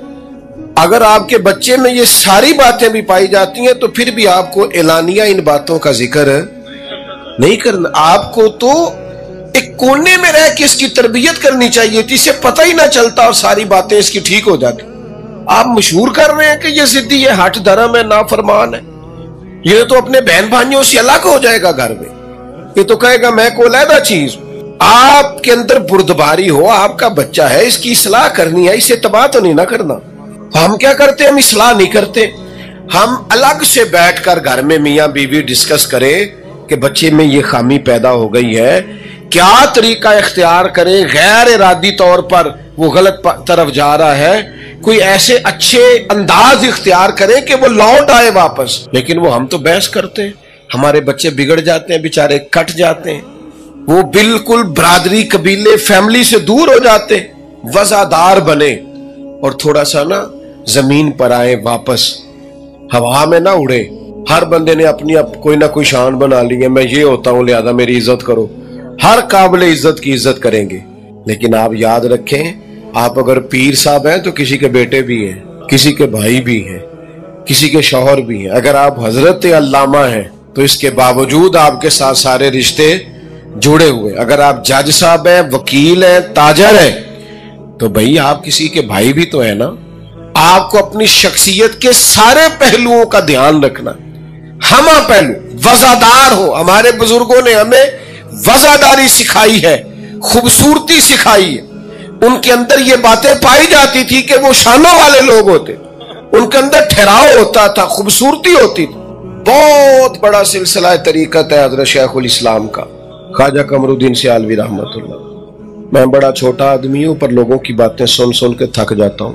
प्यार करने वालों की बातें ही होती हैं, प्यार करने वालों के पास ही आना जाना पड़ता है, पर जब प्यार करने वाले ज्यादा हो जाए तो हुकूक भी ज्यादा हो जाते हैं। बड़ा मुश्किल काम होता है। मसले दो ही थे, उम्र भर हल ना हुए। एक नींद पूरी ना हुई, दूसरा ख्वाब मुकम्मल ना हुआ। गाड़ी में सो के गुजारा करते हैं थोड़ा बहुत। ओ भाई, मैं अपने बुजुर्गों को देख, इतना लंबा चौड़ा हल्का आबाब, इतने आस्थानों को डील करना, क़यादत करना, निजाम देखना, क्या लोग थे। अगर ये हमारी तरह बेचैन होते, बेकरार होते, 4 दिन काम नहीं चला तो परेशान, फलाने ने बात नहीं मानी तो परेशान, तो भाई ऐसे गुजारा होता है। आपकी तबीयत में वजादारी हो, आहिस्तगी हो, ठहराव हो। हजरत उमर बिन अब्दुल अजीज गुजर रहे थे ना, रात का टाइम था। हजरत उमर बिन अब्दुल अजीज फकीर भी हैं, दरवेश भी हैं और वक्त के हुक्मरान भी हैं। सारी शानें अल्लाह ने दी हैं। और हुक्मरान इस तरह के नहीं कि जिनकी कुर्सी के 4 पैर हैं और 1 पैर हर वक्त कामता रहता है, वो वाले नहीं। ऐसा हुक्मरान जिस गली से गुजरे लोग दुआएं करते हैं। रात के टाइम उनका इरादा हुआ कि मैं देखूं किसी को कोई जरूरत तो नहीं। उस जमाने में लोग खड़ाऊ पहनते थे, लकड़ी के जूते वो पहने हुए थे। एक बाबा जी फुटपाथ पे सो रहे थे। हजरत उमर बिन अब्दुल अजीज गुजरे तो बाबा जी के पैर पे पैर आ गया। अच्छा, अब अचानक टक्कर हो जाए ना मोटरसाइकिल की मोटरसाइकिल से, तो लोग क्या कहते हैं? कहते हैं अंधा हुआ है। अच्छा मुझे बताए, अंधा आदमी गाड़ी चला सकता है? मोटरसाइकिल क्यों पूछा है आपने? ये जो पूछा है आपने पे अंधा है, इसका मतलब क्या है? अंधा बंदा मोटरसाइकिल चला सकता है? पूछा क्यों? असल में तनकीद होती है कि देख के चल यार, तू अंधा तो नहीं ना, ठीक है ना। तो हज़रत उमर बिन अब्दुल अजीज का पैर बाबा जी के पैर पे आ गया, तो पैर आते ही फौरन वो बाबा जी कहने लगे आप अंधे। तो अब ये पता चलता है कि आप में बुर्दबारी कितनी। फकीर भी हैं, दरवेश भी, और बादशाह हैं, बादशाह। आप अंधे हैं, कितनी सख्त बात है। हालांकि बाबा जी खुद फुटपाथ पे सोए हुए हैं। सवाल यह था कि जनाब आप यहां क्यों सोए हुए? आपको नहीं पता जगह सोने वाली नहीं, आप यहां से उठे। लेकिन हजरत उमर बिन अब्दुल अजीज से जब बाबा जी ने कहा ना आप अंधे हैं, कुर्बान जाए, उन्होंने मुस्कुराना शुरू कर दिया। और मुस्कुरा के, थोड़ा सा मुस्कुराए आप, मुस्कुरा के कहने लगे नहीं बुजुर्गों मुझे नजर आता है। अब वो जो 7 सिपाही थे ना, उन्होंने तलवारें निकाल ली। ये केतली हमेशा चाय से ज्यादा गर्म होती है, उन्होंने तलवारें निकाल ली। तो आप फरमाने लगे तुम्हें क्या हुआ? कहा जनाब इन्होंने आपको अंधा कहा है। फरमाने लगे नहीं कहा उन्होंने, जितन जितन ते हर कोई खेडे, तू हारन खेड फकीरा। कहा जनाब कहा है? फरमाया नहीं कहा। रुके जी रुके, बात सुने, बस तवज्जो से बात सुने, मजमून मुकम्मल होने लगा है, इकट्ठे ही उठते हैं सारे इंशाल्लाह। तो कहा है अंधा? फरमाया उन्होंने तो नहीं कहा। फरमाया कहा है। हज़रत उमर बिन अब्दुल अजीज कहने लगे बाबा जी मुझसे बातें कर रहे थे, तुमसे कर रहे थे? का मुखातिब तो आपसे ही थे। तो फरमाने लगे उन्होंने तो एक सवाल पूछा है, उन्होंने पूछा आप अंधे तो नहीं? तो मैंने जवाब दे दिया नहीं मुझे नजर आता है, इसमें झगड़े वाली कौन सी बात है। तो मेरे अजीज वजादारी, ठहराओ। और फिर दूसरी बात, वल्लज़ीना यबीतूना लिरब्बिहिम सुज्जदम व क़याम, उनकी रातें रब के लिए गुजरती हैं सजदा करते हुए और कयाम करते हुए। उनकी रातें मोबाइलों पे नहीं गुजरती, अल्लाह वालों की रातें तबसरों पे नहीं गुजरती, रब के बंदों की रातें मुसल्ले पे गुजरती हैं, इबादत पर वक्त देते हैं। आप पढ़िए ना हमारे बुजुर्गों का तरीका क्या है, इमाम आजम का तरीका क्या है। 40 साल सारी रात नमाज पढ़ी। हुजूर महबूब सुबहानी, कुतुब रब्बानी, गौसे समदानी, शेख अब्दुल कादिर जिलानी, और मसरूफ तरीन जिंदगी गौस पाक की, मसरूफ तरीन जिंदगी। पढ़ना है, पढ़ाना है, लिखना है, लोगों को आना है। 70-70 हजार का मजमा रात को आता था जिनको तकरीर सुनानी होती। 70-70 हजार का मजमा, लेकिन लोग तकरीर सुन के चले जाते, गौस पाक मुसल्ला बिछा ले। सारी सारी रात रब के हुजूर हाजिरी है। अल्लाह की बारगाह रात का सजदा बंदे को मजबूत करता है। मैं आपसे अर्ज करूं, हमारे ना कुछ दुख बड़े जाती होते हैं, हम किसी से कह नहीं सकते, मजबूरी होती है। कुछ बातें इंसान के अंदर ऐसी होती हैं वो किसी से नहीं कह सकते। ये जो रात की इबादत है ना, ये जो मुसल्ला है, ये दुआ है, ये बड़ा सहारा है। जो बंदा किसी से नहीं कह सकता, रब रसूल से कह दे, खुल के कह दे, अल्लाह के हुजूर अर्ज कर दे, राज भी रखा जाएगा, रहमत भी की जाएगी। रात की इबादत बंदे को ताकतवर करती है, मजबूत हो जाता है आदमी। लेकिन हम तो तवज्जो नहीं करते। हमारे उस्ताद साहब थे, تو فرماتے میرے ابا جی تہجد کی نماز پڑھتے تھے، وہ عالم بھی تھے، مفتی بھی تھے اور حافظ بھی تھے۔ تو فرماتے فجر کی نماز میں مسجد میں ملاقات ہوئی تو میرے والد صاحب کہنے لگے حافظ تو سویرے نفلہ لے کیوں نہیں اٹھتا؟ کہتے میں نے ان سے کہا کہ ابا جی وہ فجر کی تو میں جماعت سے پڑھتا ہوں۔ اچھا حدیث بھی ہے کہ عالم ساری رات سویا رہے، عشاء پڑھ کے سوئے، فجر تک آرام کرے، پھر بھی اس کا درجہ عابد سے زیادہ ہے۔ پر میں کہتا ہوں یہ حدیث غوث پاک کو بھی تو آتی تھی نا، امام اعظم کو بھی تو آتی تھی نا، اور ان سے بڑا عالم بھی کوئی نہیں، لیکن وہ تو پھر بھی اللہ اللہ کرتے تھے، سویرے اٹھتے تھے۔ تو فرماتے میرے والد صاحب مجھے کہنے لگے پتر سویرے نہیں اٹھیا؟ میں نے کہا جی آیا تو ہوں۔ تو فرمانے لگے یار تو علم پڑھ کے بھی سویرے تہجد نہیں پڑھتا، تو میں ان پڑھ ہو کے بھی سویرے مصلی پہ بیٹھنا، صبح اٹھنا۔ اور پھر ایک دوست مجھے ایک دن کہنے لگے میری فجر میں آنکھ نہیں کھلتی، رہتے وہ ملک سے باہر ہے، میری فجر میں آنکھ نہیں کھلتی۔ پھر ان کی واپسی کی فلائٹ تھی، مجھ سے ملنے آئے تو میں نے کہا کب کی فلائٹ ہے؟ کہنے لگے صبح سحری وقت 4 بجے کی۔ میں کہ تیری تے رہ جانی، تیری تے آنکھ ہی نہیں کھل دی۔ تو کہنے لگے آپ کو تو بڑا حافظہ ہے، آپ کو تو بات یاد رہ گئی ہے۔ تو میں نے کہا آپ نے کہا ہے نا اکثر آپ کہتے ہیں میری فجر میں آنکھ نہیں کھلتی، تو بھائی آپ کی تو فلائٹ مس ہو جائے گی۔ کہنے لگا نا جی مہنگی بڑی لئی۔ تو میں نے کہا 1.5-2 لاکھ کے لیے سویرے آنکھ کھل جاتی ہے تو رب رسول کے لیے کیوں نہیں کھلتی؟ سنو مسلم میں حدیث، سیدہ طیبہ طاہرہ ام المومنین سیدہ عائشہ صدیقہ رضی اللہ تعالی عنہ بیان فرماتی ہیں کہ کچھ وقت محبوب نے رات کو آرام کیا، پھر حضور مصلی پہ کھڑے ہو گئے، ساری رات نفل پڑھے محبوب، ایک ہی آیت کو کئی دفعے اور بار بار دہرایا۔ فرماتی ہیں میں نے ورم دیکھے حضور کے پیروں پر، میں نے عرض کی یا رسول اللہ آپ کے صدقے اللہ اگلے پچھلوں کو معاف کرے گا، آپ اتنی مشقت کرتے ہیں اللہ کے محبوب ہو کر، آپ کے تو صدقے کرم نوازیاں ہوگی اگلے پچھلوں پر۔ تو کریم فرمانے لگے عائشہ آپ نے بتایا ہے نا مجھ پر میرے رب کا بڑا انعام ہے، تو پھر میں اپنے رب کا شکر گزار بندہ نہ بنوں؟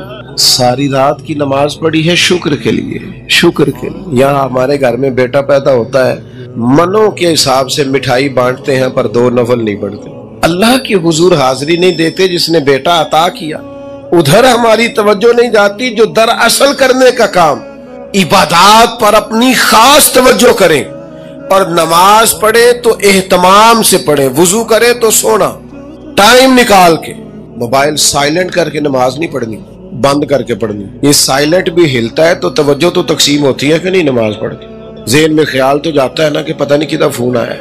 یہ بھی کئی لوگ سوچتے ہوں کہ نماز پڑھتے کیا عہدہ آیا ہونا ہے، ضرورت نہیں ہے اس کی۔ جب موبائل نہیں ہوتے تھے کام چلتا تھا کہ نہیں چلتا تھا؟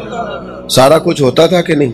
بلکہ اس وقت تو کچھ تھوڑی سی بہتریاں بھی تھیں، یہ بھی بہتر ہے، اللہ کی نعمت ہے۔ لیکن وہ ہم لکھتے تھے نا کسی بزرگ کو خط، تو جملے ذرا سوچ سوچ کے لکھتے، کئی دفعہ کاٹ دیتے تھے ٹھیک نہیں ہے، اور ذرا بہتر جملے لکھے جائیں۔ لیکن اب تو حال ہی عجیب ہے، اب تو لوگوں کو فی البدی کہنے کا شوق ہے، اور کئی دفعہ وہ بھی کہتے ہیں جو کہنا نہیں چاہیے۔ تو میرے بھائی 2 ہی باتیں عرض کی ہیں، ایک تو زندگی وزاداری سے گزارے، الجھاؤ نہیں پیدا کریں، بہت زیادہ اپنے اوپر چیزوں کو طاری نہ کریں، بردبار بنے، حوصلہ مند بنے، ہمارے بزرگوں کا طریقہ ہے۔ دوسری بات یہ کہ عبادت سے اپنے آپ کو جوڑے، اپنا رشتہ مصلی کے ساتھ۔ آپ 10-20 منٹ اکیلے بیٹھنے کے عادی ہونا اللہ کے حضور، تو آپ خود بخود محسوس کریں گے کہ ذہنی طور پر توانائی ملی، بیٹری چارج ہوئی، کچھ سکون ملا۔ حج ٹریننگ ہوتی ہے نا حاجیوں کی، مجھے بھی کئی دفعہ موقع ملتا ہے جانے کا، تو وہاں سارے کہہ رہے ہوتے ہیں حاجیوں سے کہ وہاں پیدل بڑا چلنا پڑتا ہے، عرفات، مینا ہے، مزدلفہ ہے، تو ہر روز 1.5-2 کلومیٹر پیدل چلا کریں۔ سارے کہتے ہیں اور ٹھیک کہتے ہیں۔ میری باری آئی تو میں نے کہا ان کو یہ بھی بتاؤ کہ پیدل چلا کریں، اور یہ بھی بتاؤ کہ 2-3 گھنٹے مسجد میں بھی بیٹھا کریں، تاکہ وہاں جا کے حرم بیٹھنے کا بھی ان کو نہ کوئی تھوڑا سا عادت ہو۔ ہمارے ہم مسجدوں میں بیٹھنے کی عادت، سب سے زیادہ توجہ اس گھڑی پہ ہوتی ہے جس پہ نماز کا ٹائم لکھا ہوتا ہے، سب سے زیادہ جس ٹائم کی پابندی لوگ کرتے ہیں نا اور نماز کا، بلکہ 30 سیکنڈ پہلے ہی تکبیر پڑھنے والا کھڑا ہو جاتا ہے۔ اچھی بات ہے، حرج نہیں، لیکن باقی ساری زندگی کو بھی آپ نظم میں لائیں، آپ مرتب کریں۔ صرف ایک آدھ چیز ہی کیوں، تو ایک تو یہ کہ اپنے آپ کو وزادار، بردبار، ٹھہراؤ والا بنائیں، اور دوسرا یہ کہ عبادات پر توجہ کریں۔ اعلیٰ حضرت فاضل بریلوی رحمۃ اللہ علیہ کی بات ہو رہی تھی، आला हजरत रहमतुल्लाह ताला अलैह ने एक जगह पे लिखा है, आप फरमाते हैं कि पड़ोसी के घर तो खाना वो लेने जाए जिसके अपने घर ना पका हुआ, और किसी से मशवरा तो वो मांगे जिसको अपने घर में ना मिलता हो। फरमाते हैं मुसलमान तो गैरों के तरीके पे तब चलें जब नबी पाक ने हर चीज़ बताई ना हो, और जब महबूब ने सारा कुछ बता दिया है, सारा कुछ। बच्चा पैदा होगा तो आप उसका अकीका करेंगे, उसके सर के बाल उतरवाना और उनकी वज़न के मुताबिक चांदी को खैरात करना, 7वें दिन नाम रखना, ये सारी चीज़ें हुजूर ने बतलाई। उसके कान में अजान देना, उसको गुट्टी देना। फिर ये भी हुजूर ने फरमाया कि उसका बिस्तर भी तुमने जब बड़ा हो जाए 10 साल का तो नमाज, 7 साल का हो तो नमाज के लिए कहो, 10 साल का ना पड़े तो उसे मारो, बड़ा लगने लगे तो बिस्तर अलग कर दो, और फिर जब वो बोलने लगे तो सबसे पहले अल्लाह का नाम सिखाओ। नबी करीम सल्लल्लाहु अलैहि वसल्लम ने ना हर मौका पर, यानी सिर्फ ऐसा नहीं है कि मस्जिद में आने के आदाब तो हैं तो घर में जाने के नहीं। नबी पाक सल्लल्लाहु अलैहि वसल्लम ने फरमाया बालिग हो जाए तो निकाह करो। निकाह किसके लिए सुन्नत, किसके लिए वाजिब, किसके लिए फ़र्ज। निकाह खातून के ज़िम्मे क्या जिम्मेदारियां खामन के हवाले से, और बीवी के लिहाज से फिर खामन की क्या जिम्मेदारियां, हर चीज़ को ना अपनी अपनी जगह पे पूरी वजाहत के साथ। और अगर आप पढ़ेंगे तो आपको पता चलेगा कि इस्लाम इंसान की हर ज़रूरत को पूरा करता है, और नबी करीम सल्लल्लाहु अलैहि वसल्लम ने हर जगह हमारी हर ज़रूरत का ख्याल फरमाया। अगर आप दीन को पढ़ते जाएंगे तो आपको ज़रा भी दाएं बाएं देखने की ज़रूरत नहीं पड़ेगी। समझ आ रही है मेरी बात? ये बाल दाढ़ी का हिस्सा है, इसका भी जिक्र हमारे बुजुर्गों ने कर दिया। दाढ़ी कितनी होनी चाहिए इसका तज़किरा भी। एक सवाल मुझसे पूछा गया है कि बाद बच्चे दाढ़ी का डिज़ाइन बनाते हैं। भाई मसला ये है, याद रखना हमेशा, एक बंदा सुन्नत पर अमल नहीं करता वो गुनहगार है, और एक सुन्नत को सुन्नत समझ के मजाक उड़ाए तो काफिर है। सुन्नत को सुन्नत जानते हुए अगर उसका मजाक उड़ाएगा तो, नहीं समझ आ रही मेरी बात की? हमारे बच्चे डिज़ाइनों पे चलते हैं बेचारे, पता नहीं किसकी नज़र लग गई, और बड़ी चीज़ें हैं, लेकिन दाढ़ी के डिज़ाइन बनाना और गलत हरकत करना ये तो एक इंतहाई मज़मूम हरकत। अल्लाह हमें समझने की तौफीक अता फरमा। एक दफ़ा ना नबी करीम की सुन्नत वाली दाढ़ी पे जरा रख के देखो, तुम्हें कोई अजीब ही जायका नसीब होगा। ये आपके चेहरे के मुताबिक अल्लाह ने इसको वज़ादारी दी। ये हरकतें जो आप करते हैं ना, ये तो अजीब सी हरकत हैं, इनका तो कोई पस मंजर ही नहीं है। तो इंसान महसूस अगर करे तो छोटा महसूस होता है ये काम करके। तो हमेशा वो काम करें जिसमें सुन्नत और शरीयत की पासदारी। अल्लाह समझने की तौफीक अता फरमाए। ये जो निकाह है ना, निकाह शादी, नबी करीम अलैहिस्सलाम ने फरमाया ये गैर का तरीका नहीं, बल्कि फरमाया निकाह मिन सुन्नती। फरमाया निकाह तो मेरा तरीका है, निकाह मेरा तरीका है। और आप हैरान होंगे कि कुरान और सुन्नत ने जो शादी को और मियाँ बीवी को जो रिश्ता दिया है वो बड़ा ही अजीब दिया है। फरमाया हुन्ना लिबासुल लकुम व अंतुम लिबासुल लहुन। मर्द औरत का लिबास है और औरत मर्द का लिबास है। सर्दी गर्मी में भी लिबास जिस्म की हिफाजत करता है, सर्दी गर्मी के लिहाज से भी हिफाजत करता है। मर्द औरत की हिफाजत करता है, दुख में, तकलीफ में, गुर्बत में, परेशानी में। औरत भी मर्द की हिफाजत करती है, उसके बच्चों की, उसके घर की, उसकी निशानियों की। पालती तो माँ ही है ना बच्चे।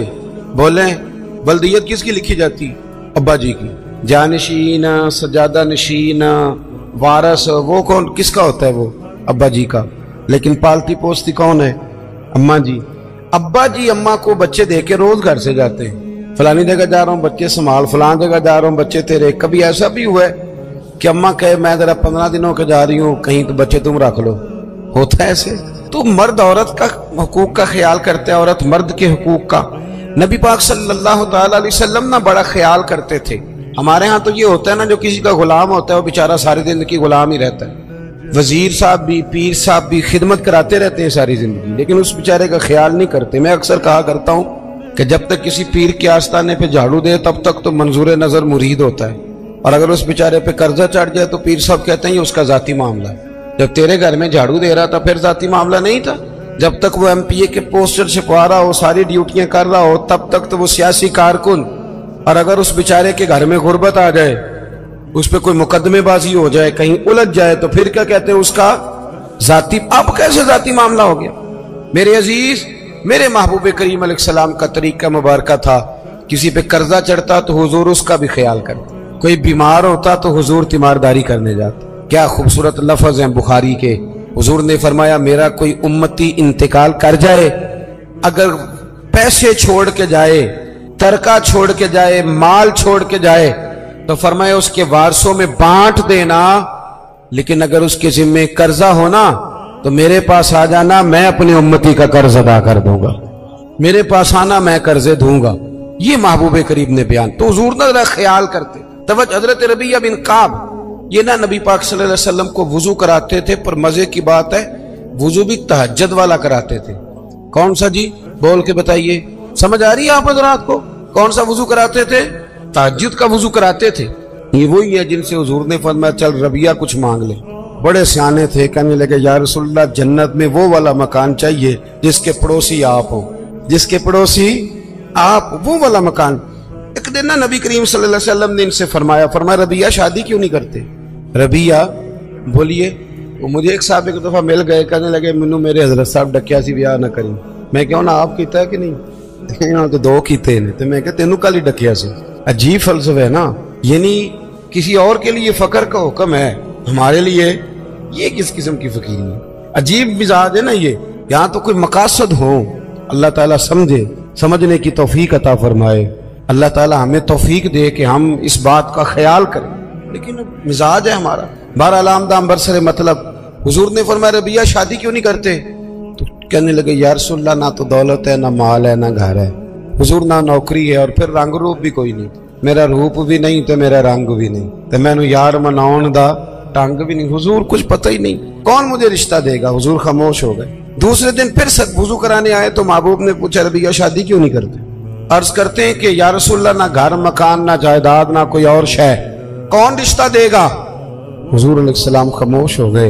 एक बड़ी खूबसूरत बात लिखी है साहिब सीरतुन नबविया डॉक्टर अहमद अब्दुल रज़ाक, वो लिखते हैं कि हजरत रबिया बिन काब कहते हैं जब दूसरे दिन भी मैंने मना कर दिया ना तो मेरे दिल में ख्याल आया रबिया तो बड़ा अजीब आदमी है, जब नबी पाक फरमाते हैं शादी कर ले, समझ आ रही है ना आपको? जब हुजूर फरमाते हैं शादी कर ले तो तू ये दलीलें क्यों देता है? तुझे तो चाहिए तू कह दे हुजूर जैसे दिल करता है वैसे कर ले। एक गुलाम के लिए हुजूर बंदोबस्त कर, जैसे दिल करे वैसे। कहते मैं तीसरे दिन इरादा करके गया कि आज हुजूर ने पूछना है तो मैंने बता देना, पर सारा ही वुजू हो गया, अल्लाह के नबी ने पूछा ही नहीं। मेरे दिल में ख्याल था आप पूछेंगे, वुजू मुकम्मल हो, लेकिन हुजूर ने पूछा। कहते हैं अब हुजूर मैं अब खड़ा हूं, महबूब फरमाने लगे हो गया वुजू जाओ। फरमाते हैं मैं पलट पलट के देखता हूं, दरवाजे से बाहर गुजरने लगा ना तो एक दफा मैंने फिर पलट के देखा, महबूब अपने मामलात में मशगूल थे। जब मैं पैर बाहर रखने लगा तो आवाज दी और मुस्कुरा के आवाज दी। क्या शान है बरेली के इमाम की। फरमाने लगे जिसके गुच्छे से लच्छे जड़े नूर के। जब हुजूर मुस्कुराते थे तो ये नूर के गुच्छे थे दांत, इनमें से फिर नूर निकलता था। आला हज़रत फरमाते हैं जिसके गुच्छे से लच्छे जड़े नूर के, उन सितारों की नुज़हत पे लाखों सलाम और उनकी बातों की लज्जत पे बेहद दुरूद, उनके खुतबे की हैबत पे लाखों सलाम, और जिसकी तस्कीन से रोते हुए हंस पड़े। हुजूर जरा सी तस्कीन करते थे तो रोने वाला हंस पड़ता, तो फिर बड़ा इंतजार करना पड़ता होगा, 2-2 घंटे हुजूर मुस्कुराते नहीं होंगे। तो आला हज़रत फरमाते नहीं भाई ये भी मसला कोई नहीं, ये भी मसला कोई नहीं कि 2 घंटे के बाद मुस्कुराएंगे तो रोने वाला हंसेगा। फरमाने लगे जिसकी तस्कीन से रोते हुए हंस पड़े, उस तबस्सुम की आदत पे लाखों सलाम। ये तो आदत है नबी पाक की, तुम्हें इंतजार नहीं करना पड़ेगा, तो आदत है हुजूर। तो हुजूर ने फरमाया शादी कर लो।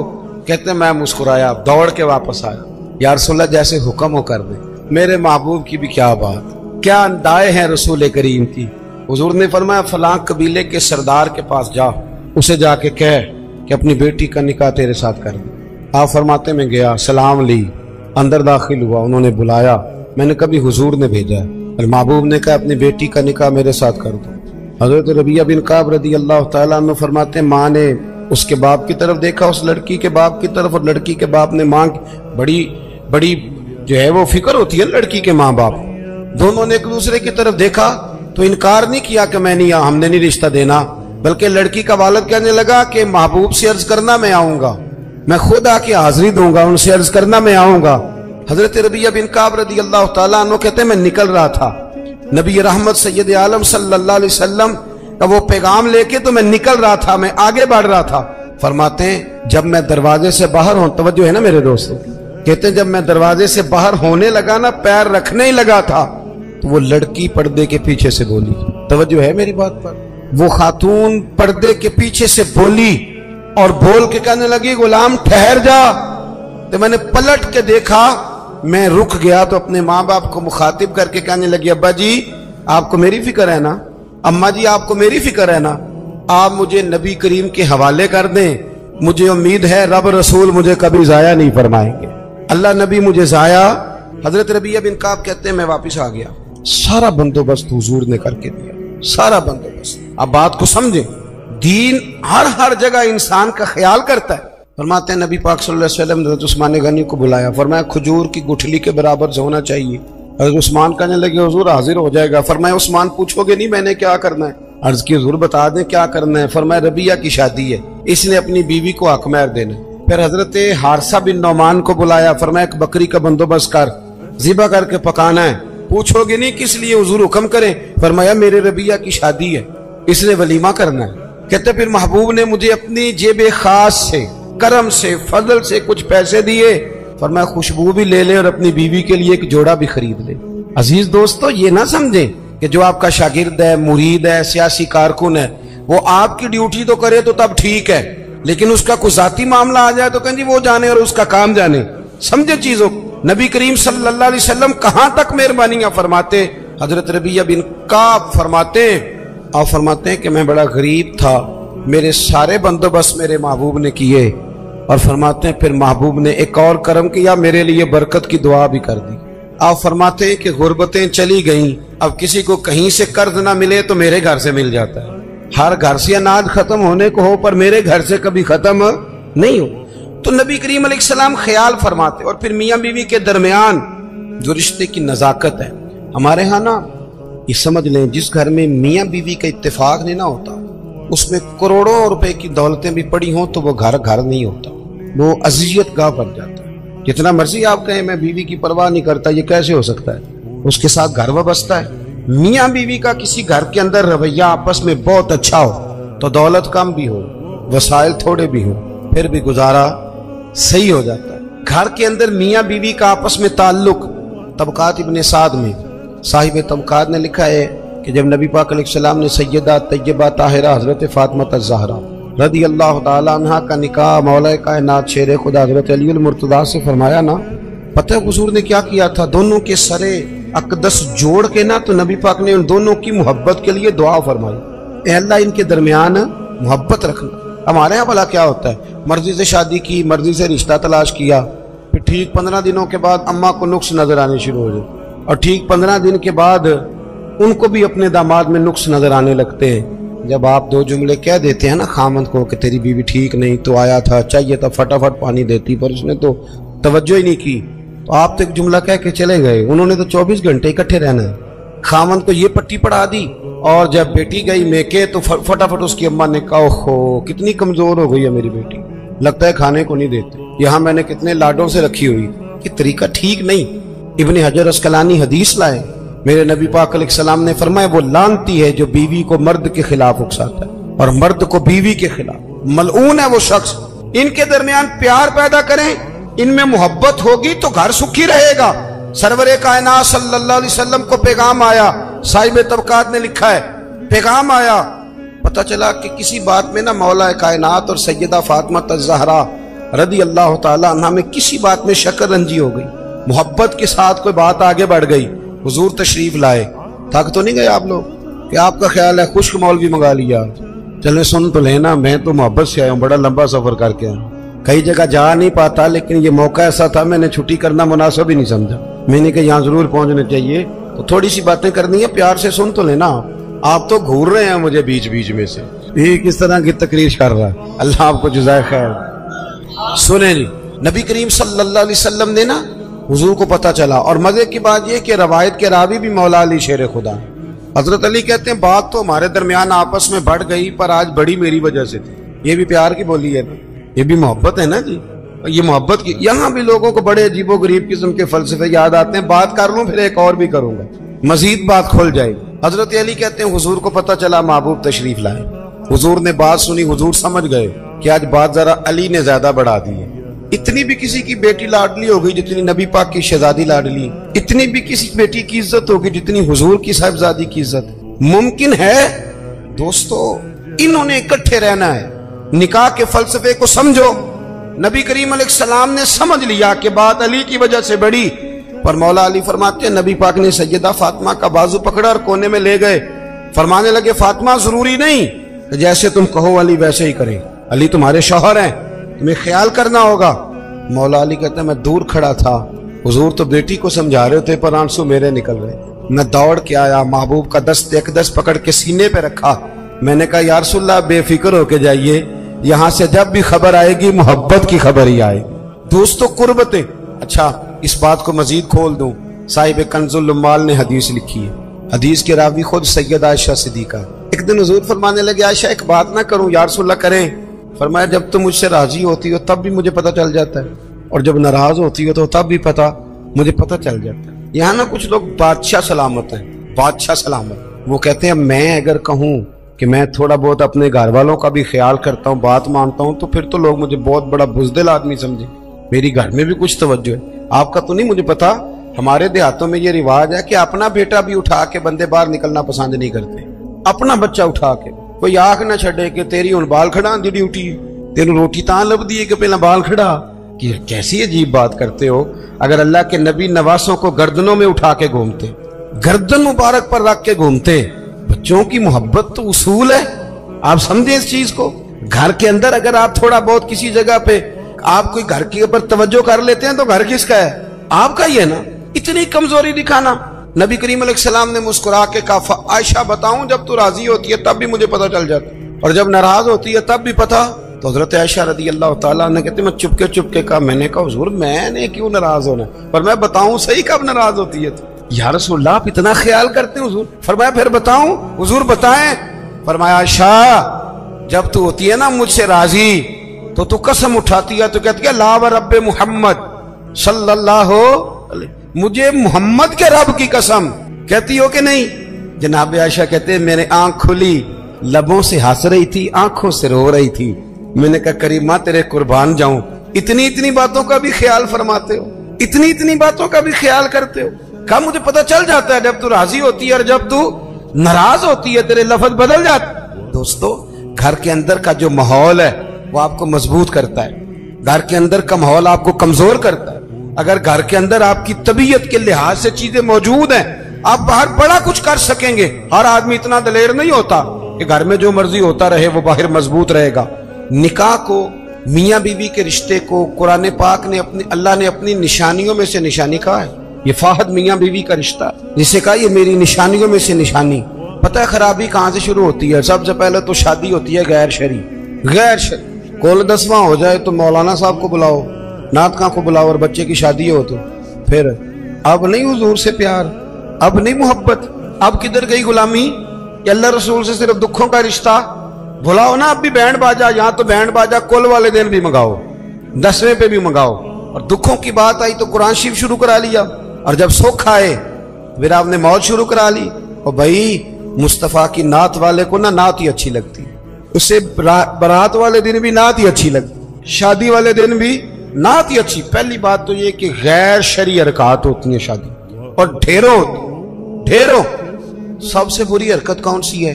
سب سے بری حرکت یہ ہوتی ہے کہ لڑکے اور لڑکیوں کا جوش و خروش سے شادیوں پہ جانا، اور پھر مووی والا آتا ہے وہ لڑکیوں کی عورتوں کی مووی بھی بناتا ہے، اور اب تو اللہ خیر کرے مووی کو ویسے لوگوں نے فرض کفایہ سمجھ لی، اللہ معاف کرے، ہر آدمی نے ہاتھ میں موبائل پکڑا، اتنا ضروری کام ہے یہ۔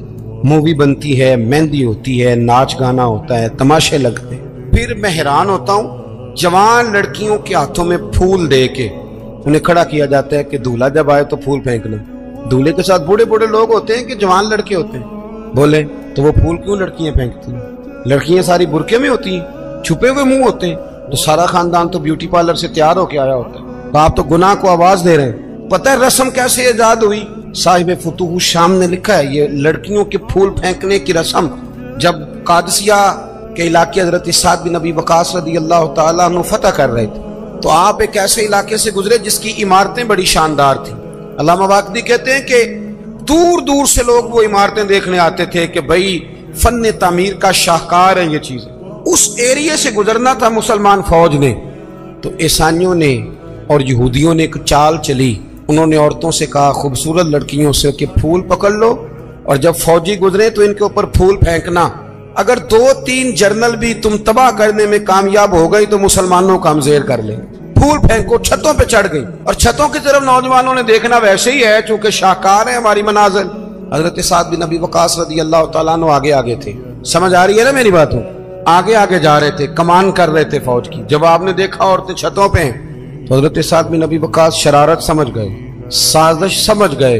लोग जहर भी जो होते हैं ना, जहर भी दूध में डाल के देते हैं, डायरेक्ट नहीं देते। उन्हें पता होता है कि जहर रगों में कैसे उतारना है। जनाब साद बिन अबी वकास आगे आगे थे। जब देखा औरतें छतों पे हैं तो फौरन बोले, घोड़े पे चढ़ गए और फौज की तरफ तवज्जो करके कहने लगे, फौजियों तुम्हें पता है ना अल्लाह क्या फरमाता है?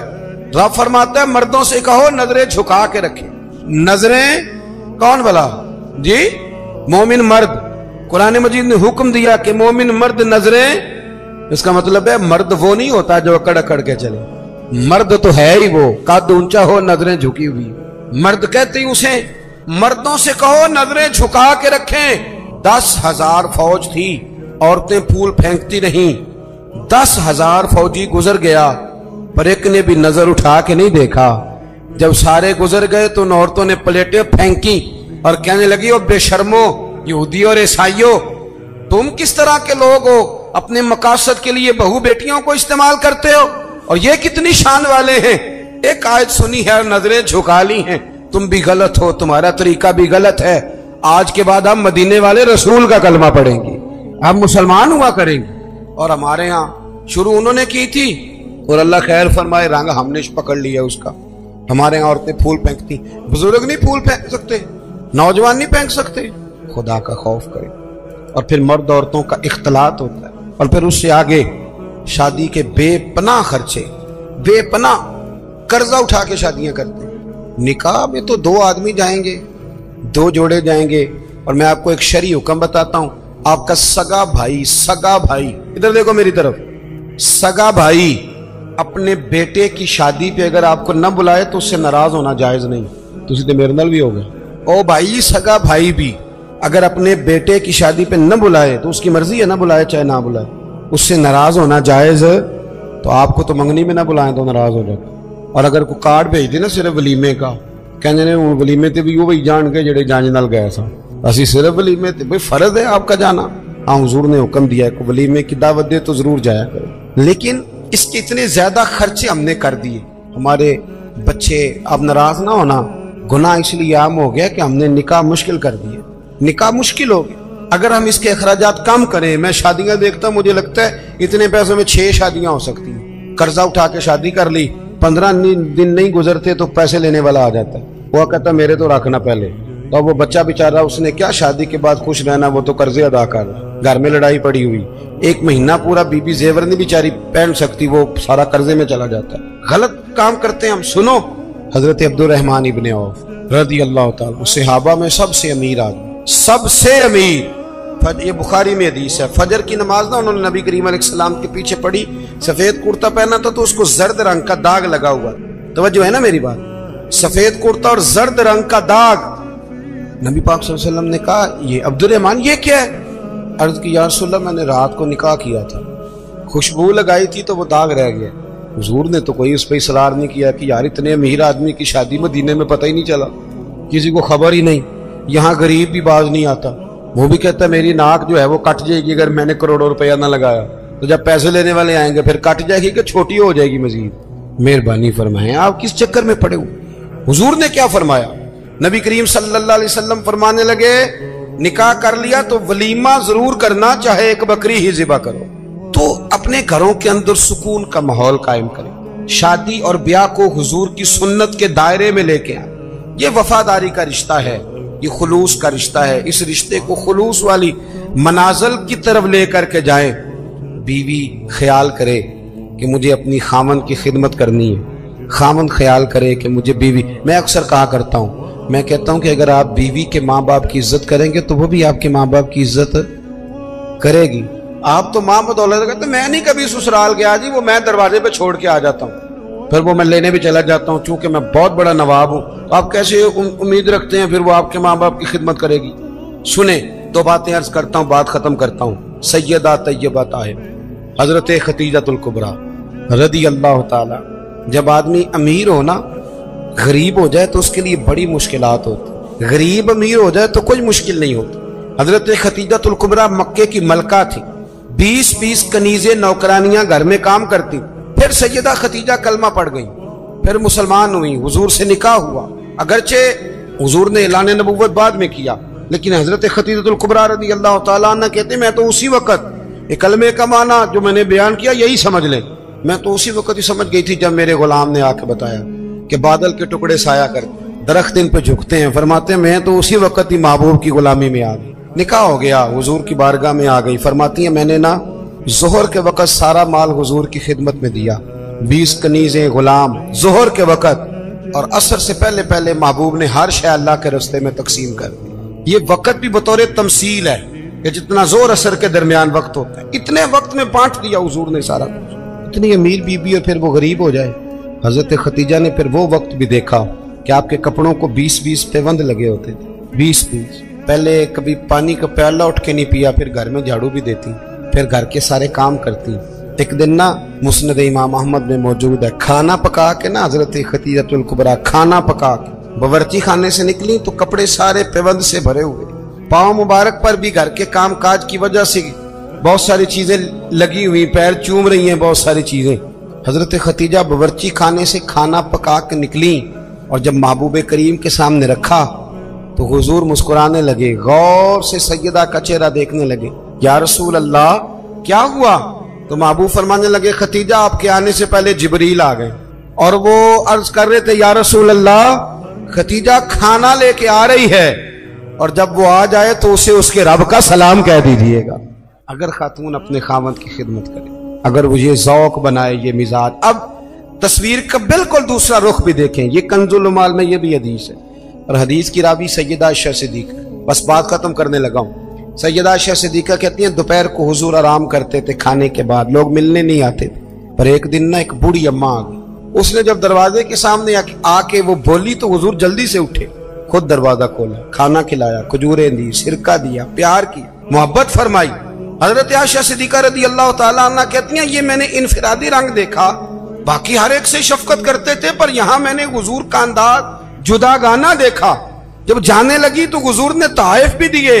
میرے دل میں خیال آیا حضور اب جائیں گے، رات کو واپس آئیں گے تو پوچھوں گی کہ یہ اماں کون ہے، لیکن محبوب تو لیٹ گئے۔ کہتے میں قریب گئی، قدموں میں بیٹھی، میں نے کہا یا رسول اللہ یہ کون تھی خاتون، آپ نے بڑا ہی پیار کیا۔ کہتی حضور اٹھ کے بیٹھے تو آنکھوں میں آنسو تھے۔ میں نے کہا یا رسول اللہ کیا ہوا؟ تو محبوب فرمانے لگے عائشہ یہ نا میری پہلی زوجہ سیدہ خدیجہ کی سہیلی تھی، یہ جب ہم مکے میں رہتے تھے تو وہ یہ آیا کرتی تھی، خدیجہ کھانا بھی کھلاتی تھی، پیار بھی کرتی تھی، تحفے بھی دیتی تھی۔ آج جب یہ لوٹ کے دوبارہ آئی ہے تو خدیجہ کی یادیں تازہ ہو گئی، میں نے اسی طرح وقت دیا ہے، کھانا کھلایا ہے، تحائف دی ہیں، اور حدیث کا آخری جملہ حسن العہد من الایمان۔ محبوب فرمانے لگے وعدے، عہد اور رشتے اچھے طریقے سے نبھانا یہ بھی ایمان کا حصہ ہے، تعلقات اچھے طریقے سے نبھانا یہ بھی ایمان ہے۔ بہت فکر کے ساتھ شریعت کے دائرے کے اندر رہ کے نکاح کیا جائے۔ دیکھیں کسی کے دیندار ہونے کا پتہ ہی تب چلتا ہے جب اس کے گھر میں کسی کی شادی ہوتی ہے، محفل میں تو سارے نیک ہوتے ہیں، تبھی تو پتہ چلتا ہے کہ اب اس کا دین سے کتنا رشتہ ہے۔ شریعت کے دائرے میں رہے، نکاح کو آسان کریں۔ پھر اگلی جو بات ہے وہ یہ ہے کہ محبوب کریم کی شریعت اور سنت کے مطابق ہمارے ہاں طلاقیں بہت زیادہ ہو رہی ہیں۔ اس کی بنیادی وجہ یہ ہے کہ ہم طلاق کے مسائل نہیں سیکھ رہے، جس کی ہمیں ضرورت ہے۔ جب آپ شادی کریں حیض و نفاس کے، طلاق کے مسائل، ان چیزوں کو سیکھ لیں تاکہ بعد میں کوئی دشواری نہ ہو۔ بعد میں پوچھنے آتے ہیں کہ مولانا اب یہ کر لیا ہے تو اب کیا کروں، تو میں کہتا ہوں یہ کبھی تھوڑا سا کسی مولانا سے پہلے بھی رابطہ رکھ لیتے نا، اتنے فضول خرچے ہوتے ہیں۔ اور جب نکاح میں حق مہر کی باری آتی ہے نا تو کہتے ہیں شرعی رکھ لو، میں نے کہا باقی سارے کام غیر شرعی، اور حق مہر شرعی۔ حق مہر شرعی یہ ہے کہ جتنا لڑکا دے سکے۔ ایک صحابی نے اپنی بیوی کو حق مہر میں پورا باغ بھی دیا تھا، جتنا کوئی یہ کوئی نہیں ہے 32.5 روپے پتہ نہیں کہاں سے نکل آئے ہیں، کوئی ان کا تعلق نہیں ہے، جتنا خامد حق مہر حیثیت ہو اتنا دے۔ اور مولا علی شیر خدا رضی اللہ تعالیٰ عنہ فرمایا کرتے تھے جس کو دائمی بخار ہو اترے نہ، کسی بیوی کے پاس اگر حاکمیر کے پیسے پڑے ہوں تو برکت والے ہوتے ہیں، ان سے پیسے لے کے، چاہے بعض علماء کہتے ہیں اس کا یہ معنی بھی کر لو کہ اپنی جیب سے دے دے، حاکمیر والے متبرک ہیں وہ لے لے، کہتے تھے ان پیسوں کا شہد خرید کے پیو